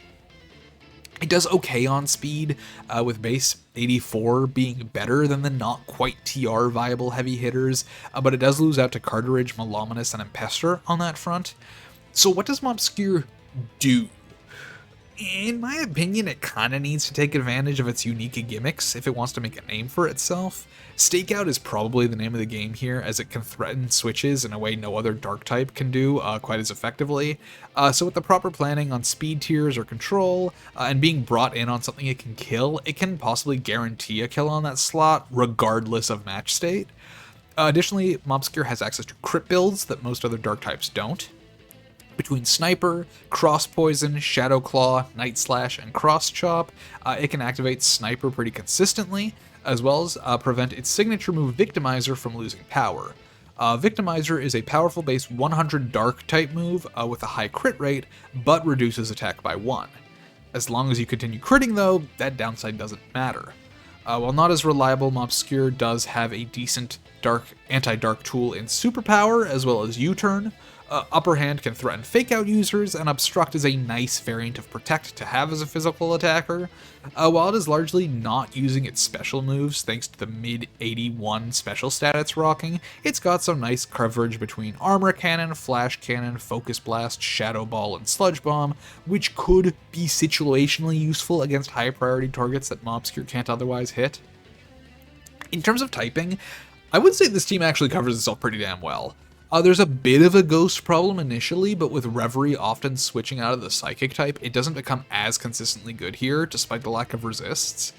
Outside of that, Fire is kind of the biggest consistent problem, so watch out for Burnt, although Concherta can certainly hold its own against fire coverage, and, Erlenfrier could technically run Flash Fire. As I've mentioned before, this is absolutely a special team, and while the final 2 picks do assuage that somewhat, they're still not nearly as threatening as what Vlinx is putting out on the special side. Sort of the opposite problem of Post. Mobscure at the very least can make some very strategic picks with Stakeout, but when prepping for the alternative of Erlenfrier, Voodread, and Revarie, there's a pretty obvious counter prep to go for. Godspeed, Mobscure, make Juice proud. To Vlinx's credit, I think Gouget and Mobscure are excellent physical picks to use alongside Beads of Ruin, specifically because they hardly care about the negative effect. The special move is going to kill them, beads or not. I also think not having anything with ground or fighting stab is a bit rough here, as electric and normal types kind of run rings around you, and there's enough of a critical poison weakness here that ideally I'd like some way to hit them back. Revarie's there if you're willing to stay as a psychic type, I guess. A lot of the team is also middling in speed in a very unfortunate way. While Concherta does not mind too much, Voodread, Revarie, and Mobscure really hate the lack of Tailwind here. Trick Room isn't an option either, so it kind of comes down to Icy Wind or set up from Erlen and Gouget to win any meaningful speed wars. Concherta, I think, is pretty obviously carrying a lot of this team. While most of the mons are self-sufficient to some degree, it's going to be really hard to leave Concherta on the bench at any point, making it a big target in prep. That being said, I do think Concherta has the potential to meet the weight of the world here, and I'm very excited to see how Lynx fares after his almost decade-long disappearance from draft leagues. Has it really been that long? Almost, right? Oh boy. Alright. This team's fine. Fungalvin was alright, but I don't know if it was the gas this team really needs. What you got for me? Cronula? Excellent. Cronula is a rock and ghost type, which means that it is once again being added to the Please Delete Me Earthquake gang. Rock's weaknesses are pretty much covered up by the Fire comp and Sun, but being weak to Ghost and Dark is never fun, especially for a tankier mon. Much like with the other weather setters, Cronula doesn't have any standout stats, rocking a base 101 special attack and 91 HP, but thanks to being a rock type with the Sandstorm ability, its 89 special defense gets boosted rather significantly. Add on to that Cronula can pretty comfortably run 4 attacking moves and an assault armor, and it's not going to be as easy to take down as it seems. Send is, of course, a extremely nice option for Maracabre, who now has access to both Solar Power and Sand Rush. Burnt's other mons don't particularly like being chipped, especially Vilent, but this does technically give Pyrokai a rock-type Weather Ball, so not all bad news. On that note, Cronula actually has 2 other excellent abilities, depending on whether it wants to support or go offense. Thanks to Pyrokai, Burnt gets to make use out of yet another Solar Power mon, boosting Cronula's damage output, and Cronula's Chronokinesis gives the middling speed Maracabre, Vilent, and Pyrokai the push they need when Tailwind isn't an option. In terms of support, Cronula can provide Trick Room for Sweeper Ignicious and Rewind for Sweeper Ignicious. Other things too, but you know, Sweeper Ignicious. It also has access to Speed Swap, Calm Mind, Amnesia, and Pain Split for its own use, and it has a very solid smattering of attack options. For stab, you've got Shadow Ball and the excellent Shatter Pulse, alongside Meteor Beam for setup, and is rocking Earth Power, Scorching Sands, Moonblast, Psychic, Night Daze, and a potentially Fire-type Weather Ball for coverage. Is this the glue that brings this team's find together? Probably not, because that is a very tall order, but in terms of what is still on the table, I think this is a damn good pick, and it really condenses a lot of needed roles into one mon for Burnt. Now, how's the team as a whole? Let's say it together, folks. Rock Slide and Stealth Rocks, baby! Okay, jokes aside, Rock is hardly this team's only problem defensively. Water is actually not as big a deal as one might think, but Ground? That's an oof. Poison? Surprisingly, an oof. Even Flying is a relatively safe bring into this team, given that only Cronula resists it. There's just a ton of types that rock, pun intended, through this team, and Burnt doesn't have many answers for it, which is unfortunate. Offensively, the team isn't faring much better, not only because of the repeated types, but also the fact that they're kind of all special attackers. Yeah, Ignicious and Maracabre can technically go physical, but they usually prefer special. But when Violent's your only physical option, do you really have a choice? Burnt's either going to need to take a lot of mons down offensive variants that would normally be suboptimal, or just accept that the team has several solar power nukes and just go all in. The speed tiers are also largely rough here, but I actually think Pyrokai and Cronula offer enough speed control that this is not nearly as big of a problem as it looks like. Despite the fact that Ignicious, Vilent, and Fungalvin don't mind and sometimes prefer games to go long, I don't think Burnt can afford that. You've got the power of 2 weathers when there's only one other weather in the entire draft, so you gotta use that. Blow them apart with your solar beams and 50% boosted stab weather balls and reckless head smashes or whatever. I just don't think you can afford to take more than 2 earthquakes, or 2 rock slides, or 2 sludge waves. Burnt, I respect the commitment to your favorites, and I hope to hell it pans out, but it is looking a bit dire, my man. Alright. Oh, my voice. Bogglemoggers. A word? At this point, we all know what your final pick is, but I really need to defend. Did I really need to defend Boggle for this long? Just for you to end up taking it, but despite all the slander. I was already halfway through building a team around it because I was convinced it was not getting picked. But no, here we are, Boggle. Okay, buddy, whatever. Cool, Boggles, how does it work? Boggle is a bit of a lump of stats, sporting the 3rd best special defense at 119, the 5th best defense at 108, and 2 very solid attacking stats that average in the low 90s. Unfortunately, due to its rough defensive typing of Ground and Psychic, as well as a low base HP of 58, it doesn't quite take hits as well as it would like to.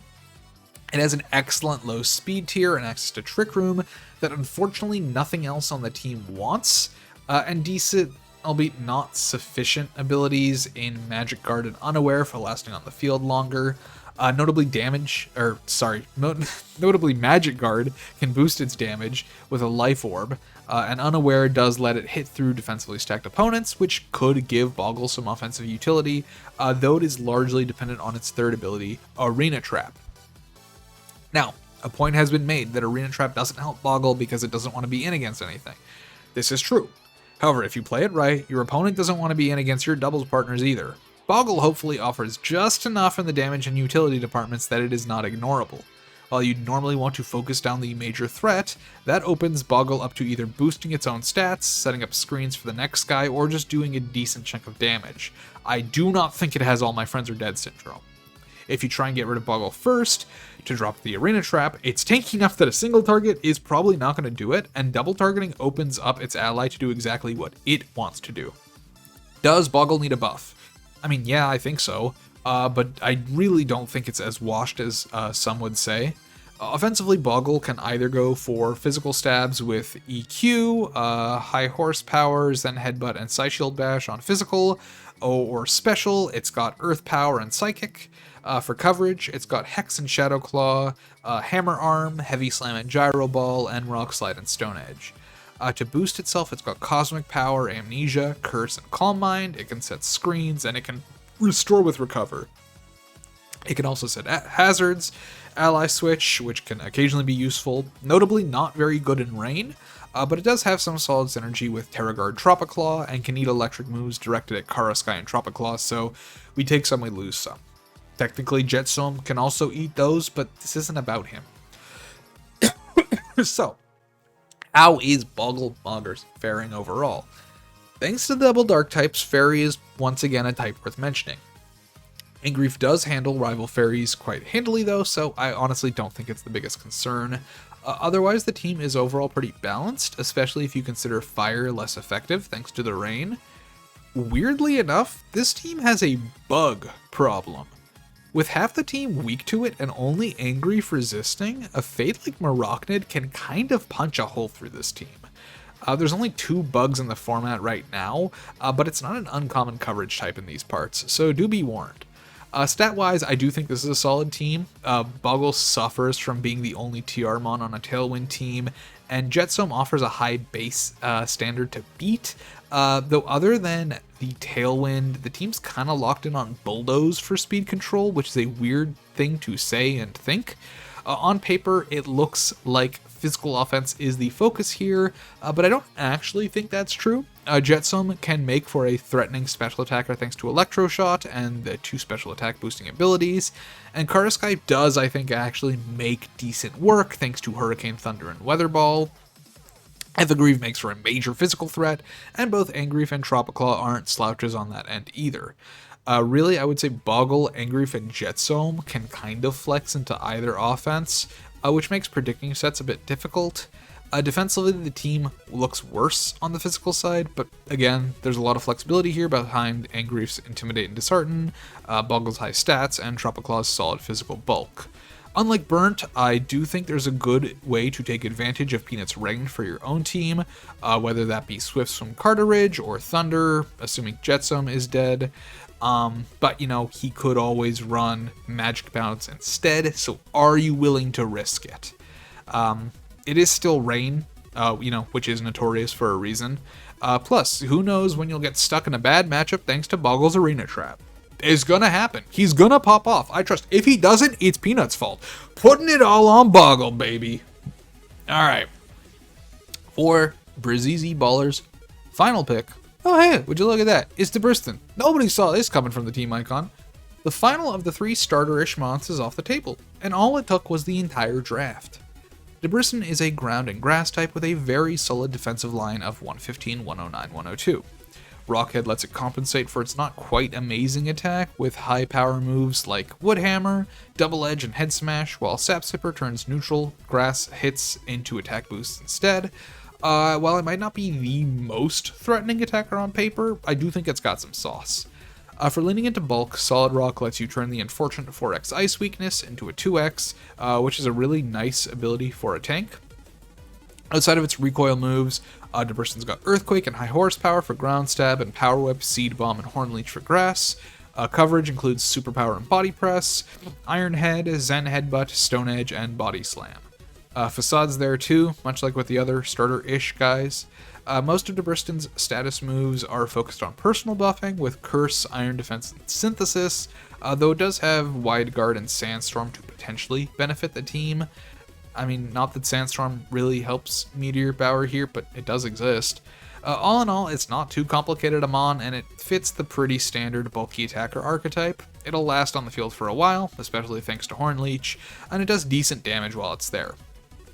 In terms of synergy on the team, it doesn't do too much other than give Meteor Bower another Trick Room option. That's defensive typing does help even out the rock weaknesses, and adds an immunity to what is otherwise free real estate for electric types. In terms of overall team comp, Breezeezy Ballers definitely leans special defensive, relying mostly on Lunatick and Debriston for any physical bulk. The speed tiers are solidly varied here with great speed control options and both Tailwind and Trick Room modes, and while the offenses also skew special, I would say Refruin and Ballerade being able to pretty easily flex as physical attackers does make it harder to prep specific bulk. Outside of the team's weaknesses mentioned earlier, Fire and Water, I would say, are interesting types to consider, as a physical fire move can probably tear through this team, even through Demartyr's Resist, and Water's a pretty great stab to click on if Silhouwet is down. Silhouwet actually creates an interesting problem for this team in that a lot of it is kind of already weak to Ghost, and Silhouwet being out makes that worse for them. This is, I would say, generally going to be in Meteor Bower's favor, since he controls the existence of Ghost Aura and can time it and potential Revenant Oaths to maximize the double-edged nature of Ghost speeding Ghosts. But as a coverage type to bring, I would say it is really good, since he doesn't have a normal type anywhere. Even better than Dark coverage, I would argue. Potentially the biggest problem on Meteor Bower's side is how few of these fades are plug and play. Silhouette can come out swinging for sure, and Debriston definitely has access to strong offensive sets, but pretty much every other mon on this team needs some sort of setup or unique game state to really get the most out of its offenses. Watch out for Suppression Demartyr, I suppose, but if he doesn't get a chance to set up, I think there is a real chance for some sitting ducks on this team. Finally, the last, sort of, pick of the draft. Soon it'll be my turn, which is cool. I can finally draft all those fades around Maloth I've been planning. Oh wait, Diggory Blasters takes Maloth. Shit. Yeah, I probably shouldn't have counted my rotten melons before they hatched, but by round 4 I was feeling pretty confident Maloth would make it to me. I just didn't see many teams that really benefited from it, but never mind. Maloth is a grass and poison type that is quite similar to Mobscure in that it has pretty solid base attack, 9th highest in the format, but it doesn't quite have the speed to be excellent, sitting at base 88. Its defenses aren't bad, but it is brought down by its very low base 56, the lowest of any final evolved species. Grass and Poison is generally not known for being an amazing attacking combo, which leaves Maloth relying a lot on coverage to hit. For Grass Stab, we've got Power Whip or Leaf Blade, depending on how much damage you need and how willing you are to miss. And similarly for Poison, and Gunk Shot and Poison Jab, depending on how much damage you need and how willing you are to miss. Maloth notably has Barb Barrage, which starts out weak but can become a 100 accuracy base 120 move if the enemy is already poisoned, comboing well with Toxic Debris and its notable stab options. Stab? That's not stab. I'm stupid. Drain Punch is not stab. Coverage options, including Drain Punch, Low Kick, Knockoff, and Leech Life. On the status side of things, it has a few disruptive protect options in Baneful Bunker and Spiky Shield, as well as Strength Sap to lower attack, probably healing itself to full in the process. Neither Poison Touch or Stench is amazing, so Toxic Debris is probably going to be the default most of the time, though Lotus Dice sets with Bullet Seed and Pin Missile are possible and, very fittingly toxic. Outside of that, it has access to Leech Seed and Toxic if you want to try stalling for some insane reason, and Gastro Acid or Worry Seed to potentially remove a very problematic ability. Oh, it also gets Sticky Web and Rage Powder. Maybe I should have led with that? Yep, our third and final redirector is finally drafted, and it makes for an annoying combo with Toxic Debris. If you aren't one of the 3 players of the Poison type, T-Spikes is gonna have to be in the back of your mind. They won't kill you in time, but Sash is not gonna be as effective as usual. Comboing with the rest of the team, these last 2 moves are really the main thing Maloth is offering. Outside of Priority and 2 naturally fast mons, Diggory doesn't have much in the way of speed control, so Sticky Web can potentially help. Otherwise, it mainly provides Marauchnid a faster ally to fend off fairy types and a way to hit waters, though that's not really a huge problem for this team anyways. I would say all things considered, the biggest threat to this team is probably flying. Without any flying resists or rock or electric stab, Diggory is going to be pretty reliant on either inaccurate Stone Edge or Thunder for coverage, or Bonboros' Ice Beam. Fairy also poses a bit of a problem, though Marauchnid should hopefully be able to keep those at bay somewhat. The team otherwise works pretty well both offensively and defensively, managing to pull out a Dragon Fairy Steel Core as well as a Scuffed Firewater Grass Core if you let Lumarina count as part fire. I mean, which you shouldn't, but I would not be surprised if someone mistook it for a fire type at some point in this league, and if they think it's fire and act accordingly, then defensively, it's fire, all I'm saying. As mentioned before, Diggory does have a few very fast mons, as well as some very consistent priority options, but lacks much speed control outside of Sticky Web and Icy Wind, and doesn't have any real answers to Trick Room. Outside of Impester and a burned Lumarina, the special attack side of things is also really suffering, as Bonboros can only do so much with a base 101.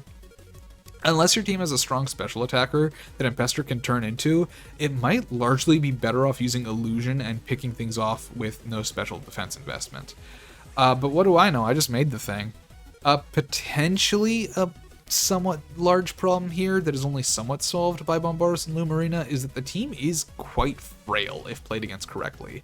Like, sure, trying to beat through Marauchnid on the physical side is a bad idea, but it's kind of papery when it comes to special.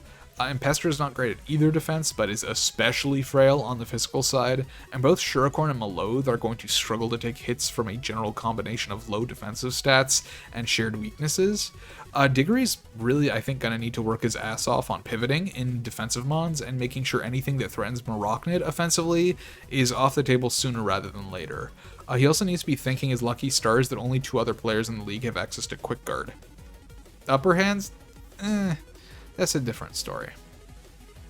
Alright, on to the leftovers. You might be wondering what this is all about.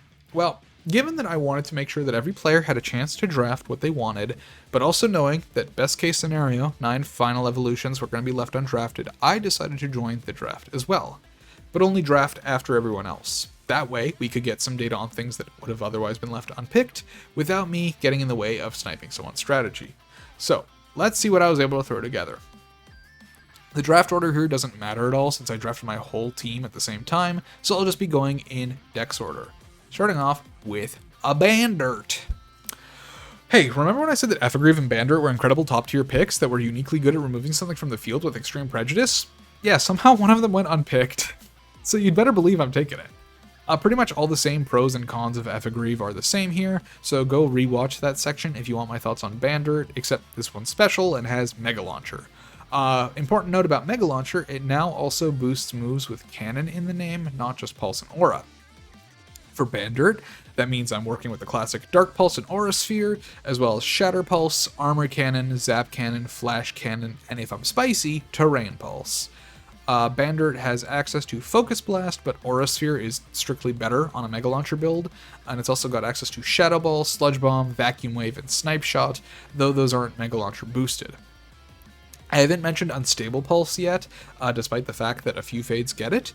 It's a special variant of Psycho Cut, and as such, it's not especially useful in competitive. However, it is Mega Launcher boosted, so I do need to mention it here. In addition to Dire Cannon, which is a special variation of Ceaseless Edge and Scorching Sands. For status moves, Bandit gets most of the same stuff as Effigreave, though it swaps Swords Dance for Nasty Plot, and it has access to Lock On, which I went over with Goujet. Much like Effigreave, it can work with Sandveil, but I mean, yeah, I'm probably not gonna do that. Next on the list is Gelster, or Gelster. I honestly haven't figured out how I pronounce this one. Let's go with Gelster. I probably shouldn't have drafted this thing, as I think Gelster works significantly better in longer 6v6 matches, but my profile picture in Pokemon Rift's Discord is its Prevo, so, you know, had to represent. Gelster is a tank-focused Fade, sporting a 103, 103, 103 defensive stat line, which is pretty damn good for this region. Poison and Psychic typing does hurt a bit, making it very weak to Common, Ghost, and Dark, but you take the good with the bad. Both of Gelster's offenses are at a measly 70, which isn't particularly useful, at least until we get into its abilities. First off, we've got Power of Alchemy. Definitely a weird one, and entirely focused on gimmicks. Gelster's game plan is to stick around for as long as possible, so having his teammates die around it isn't uncommon. If you can plan for specific abilities, Gelster can potentially do some weird and fun stuff, but, you know, I wouldn't exactly call it meta. Merciless, on the other hand, is the creme de la creme. As this mon is already looking to Toxic Stall everything in sight, making it auto-crit everything as part of that game plan turns its base 70 offenses into something a wee bit scarier. For moves, Gelster is usually going to be working with some combination of Acid Armor and Amnesia, Toxic and Toxic Spikes, Substitute and Recover, Venom Drench, Parting Shot, Pain Split, Taunt, and Encore give it more disruptive options, while Trick Room does give it a form of speed control. Chilly Reception is also here as a slow pivot move, though Parting Shot is largely going to be the better option. For offenses, which direction you go is really up to the matchup. On the special side, we've got Sludge Bomb, and the very situationally powerful Venoshock, as well as Psychic, Energy Ball, Dark Pulse, and Giga Drain. Sludge Wave and Syrup Bomb are here too, but less important. On the physical side, we've got Poison Fang, Poison Jab, and Gunk Shot for a chance to poison, Psycho Cut, and Cross Poison if you want crits without Merciless, Psychic Fangs, Leech Life, Sucker Punch, and Knockoff. For raw damage, you've also got Vitriol, a move that gets stronger the less happiness Gelster has, like Frustration, but poison and better. It maxes out at 130 BP, which is what it's set out on the Showdown server. In addition to all that, Gelster has Facade, which as mentioned before can flex into whatever attacking stat you're better with. This is a mon that I've been told isn't very good. Honestly, I believe it. At best, I think this thing shines in longer games, where it can abuse T-Spikes and stalling more, but it won't be particularly useful here, given the low amount of setup time I have, but I'm taking it anyways. That's my guy. Next on the list is Puppist, and while I do understand why it wasn't drafted, I also think it's pretty good. It doesn't have any outstanding stats, but it does have a decent special attacker spread at 106 special attack and 99 speed. As a Ghost and Bug type, it does have a lot of common weaknesses, but it also has really good offensive stab, which is good, because that's what the stat line is built for.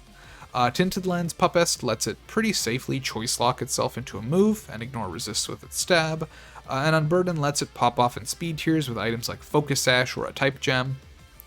Compound Eyes, usually not doing too much, as most of its moves are fully accurate, but it does notably make Air Slash lose its miss chance, and significantly more notably, turns Sleep Powder into a 97.5% accurate move. Off of a 99 speed, that is pretty annoying. Reliable Sleep can pair nicely with Hex or Dream Eater, or allow setup of some Quiver Dances, and if you'd rather use a different ability but still want to spread status, Glare can fill that role. As an attacker, Puppist is usually using Shadow Ball and Bug Buzz, though it does also have access to Esper Wing, Dazzling Gleam, and the aforementioned Air Slash. Thanks to Facade's changes, it can use that too. Overall, I think Puppist does a lot of things well, but nothing great, which is why I got passed over in this draft. And while I get that, you'd better hope your carries are either Grass type or faster than 99 speed, because otherwise, I'm asleep in your ass. From one unburdened mon to another, next up is Snowbrawl. Up until now, every skip I've understood to a degree. Bandard has lots of dark competition. Jelster's kind of cheeks. Puppist doesn't excel at anything. The Snowbrawl snub, though? No, I'm kind of mad about this one. Y'all are stupid! As one of the only 3 fighting types in the format, Snowbrawl was the only one to not be drafted. Also, yeah, it's the only thing that can use Ice Stab, I guess minus Teminrel and Revarie. It's also tied for the 5th best on base attack. Like, what? This guy's good, I promise. 2 of its abilities are snow dependent, so without a Snow Warning guy, neither Snow Cloak nor Slush Rush is going to see any use unless I decide to use Chilly Reception with Jelster. I also miss out on the defense boost, which is unfortunate, but alas. In essence, Snowbrawl has one ability right now, Unburden. Not a terrible one for one ability though, since it takes its extremely mediocre base 78 base speed into something that can clear even timid Silmarun with just some speed investment. Offensively, we're looking at the Ice and Fighting classics. Icicle Crash, Ice Spinner, Ice Shard, Triple Axle, and Icicle Spear for Ice, and Close Combat, Brick Break, and High Jump Kick for fighting. It's got Mountain Gale too, which is cool, but not super accurate. Continuing on the not super accurate trend, its main coverage type is Rock with Stone Edge and Head Smash, but it also has access to Acrobatics, Double Edge, and Fling. Not a particularly supportive mon, really only having Chilliwisp and Coaching to help its allies, but it is rocking Fake Out, which alongside a normal gem and Unburden is all the speed control a guy like him needs. It's technically also got Rock Polish, Lock On, and Court Change, though they're probably not going to see much use. Finally, Snowbrawl has access to Thaw Out, a move which removes the user's ice typing in exchange for 2 stages of attack and 1 stage of speed. Losing the ice typing is very good defensively, and the speed buff helps.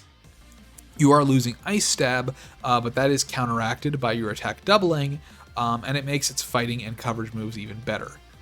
Now, to be clear, I'm not actually mad Snowbrawl wasn't drafted. I mean, how could I be? That just means I get to use him. But I will not be hearing Snowball slander in my chat, alright? You didn't take him because you didn't have room, not because he's bad, okay? Okay.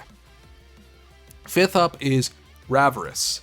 A fate I do honestly think is a little bit on the weaker side. It's tied with Impester as the 5th fastest thing in the region, but with an attack stat of 97 and pitiful bulk, its best use cases are probably as a support rather than an attacker. Revarie is a pure normal type, which honestly is pretty nice, and it has access to Super Luck, Skill Link, and Moody. Moody's use case is self-explanatory, and Skill Link is mainly going to be used for Bullet Seed, Rock Blast, and Lucky Scatter, which is a 25 BP, 95 accuracy physical move that hits 2 to 5 times and has increased crit chance. It also has Arm Thrust, which is like not good, but when your other fighting options are Low Sweep, Circle Throw, and Cross Chop, maybe 75 BP multi-hit isn't the worst thing in the world. For Super Luck, it's got the previously mentioned Lucky Scatter and Cross Chop, as well as Slash, Psycho Cut, Drill Run, Night Slash, and Shadow Claw. With the Scope Lens, these are all guaranteed crits, which does help the mediocre attack somewhat. Other offensive options include Triple Axle, Ice Spinner, Rapid Spin, the Elemental Punches, and Pounce. It's also got Karmic Justice, which is fine since it doesn't have to use its own special attack. Its support options are decent as well, if somewhat gimmicky. It's got Fake Out, which is very nice, and Encore, as well as Acupressure, Ally Switch, Tidy Up, After You, Assist, and Entrainment. Not the biggest pool of options, but there's potential sauce with like Entrainment and its abilities, which are very good. Much like Puppist, Revarie is a fate I think didn't get taken just because there were more focused normal types on the table, and that's okay. Finally, my last pick isn't even a final Evo. My apologies to Hydronia, Necrotome, Celestari, and Wickchick. You're all great mons, but I did not need to stack my Ghost and Dark weaknesses more than I was already forced to. So we're going with the NFE version of Angrief, Colorps. Unlike Angrief, Colorps doesn't get any of the cool stuff. No Intimidate, no Dishearten, just Stall. No Fairy type, just pure Steel. But what it does get is some pretty nasty Eviolite bulk with an 85-81-66 defensive line. Like with Angrief, Colorps is more geared to physical attack than special, though in Colorps' case, they're kinda both bad. Its best stab is probably Iron Head and Gyro Ball, though I wouldn't really call them damage meaningful. With Stall's its only ability, Payback is pretty consistently a base 100 power move for coverage, and it can use Breaking Swipe, Sucker Punch, and Pursuit as more supportive options than strictly offensive ones. Foul Play lets it bypass its crap offense, and Power Trip actually has some potential thanks to the combination of Curse, Amnesia, Iron Defense, and Recover alongside Eviolite Bulk. It technically has Nasty Plot alongside Bitter Malice, Burning Jealousy, Steel Beam, and Doom Desire, but that +2 is really not helping when you're base 66. Other notable moves include Spiky Shield and Teleport, but really I kind of just wanted a solid defensive pivot for this comp, something that none of the final Evos on the table were really offering at this point. Alright, so for overall thoughts on this team. Look, I did what I could, okay? Yes, I see the huge defensive hole against fire types. Yes, I see 2/3 of the team being weak to fighting. I'm not exactly faring much better on ground and flying either, but look, I have to fight one burnt, so it's fine, right? Anyways, offensively, I am kind of suffering outside of Bandard and Snowbrawl, which means I'm going to be relying a lot on those two to do damage. Raverse and Puppist might find some decent opportunities in there too, but they aren't as reliable. Defensively, there's a lot of holes here, and pretty much everything besides Jelster and Colorps is pretty frail. Speed control is another issue as well. I do have TR access. Basically, everything on the team is too fast to make use of it, and Colorps is moving in TR last anyways, thanks to Stall. I'll say my big saving grace here is those two Unburden users and access to multiple fake-out mons. It's kind of crucial to me to prevent an opponent's speed control, but if I can do that, my key players should have the tools they need to outspeed and hopefully kill, though I'm also expecting a lot of Focus Sash and Choice Scarf reliance here. I kind of wish I had more good to say about this team, but it's understandably kind of thrown together from a lack of options, so I'm going to need to take advantage of my prep and knowledge advantage of the format if I'm going to win. I have the unique benefit of being able to tell at a glance what my mon's types, abilities, stat lines, and moves are, and so I'm a lot less likely to be just surprised by something, whereas everyone else is coming into the meta as a mostly fresh player. Since we don't have a dedicated Fade calculator, I am probably gonna have the upper hand on general game knowledge. I'm hoping it's enough to get me some wins. Anyways, I have talked for more than long enough. If you're part of FTL Season 1, I hope this was helpful, maybe even a little bit entertaining. It might be obvious, but I like talking about my little guys. More of you should play my game. This may or may not be a threat. If you aren't part of FTL, hey, if there's interest, there'll be more seasons. Come check out the Pokemon Rift server. Go play Pokemon Rifts. Come play Ranbats on the Showdown server. My self-worth depends on it. Something, incessant need for external validation. Match recaps will probably be coming, though I'm not entirely sure on when or how yet. Thanks for watching, and I can't wait to play some Fade battles. Bye-bye.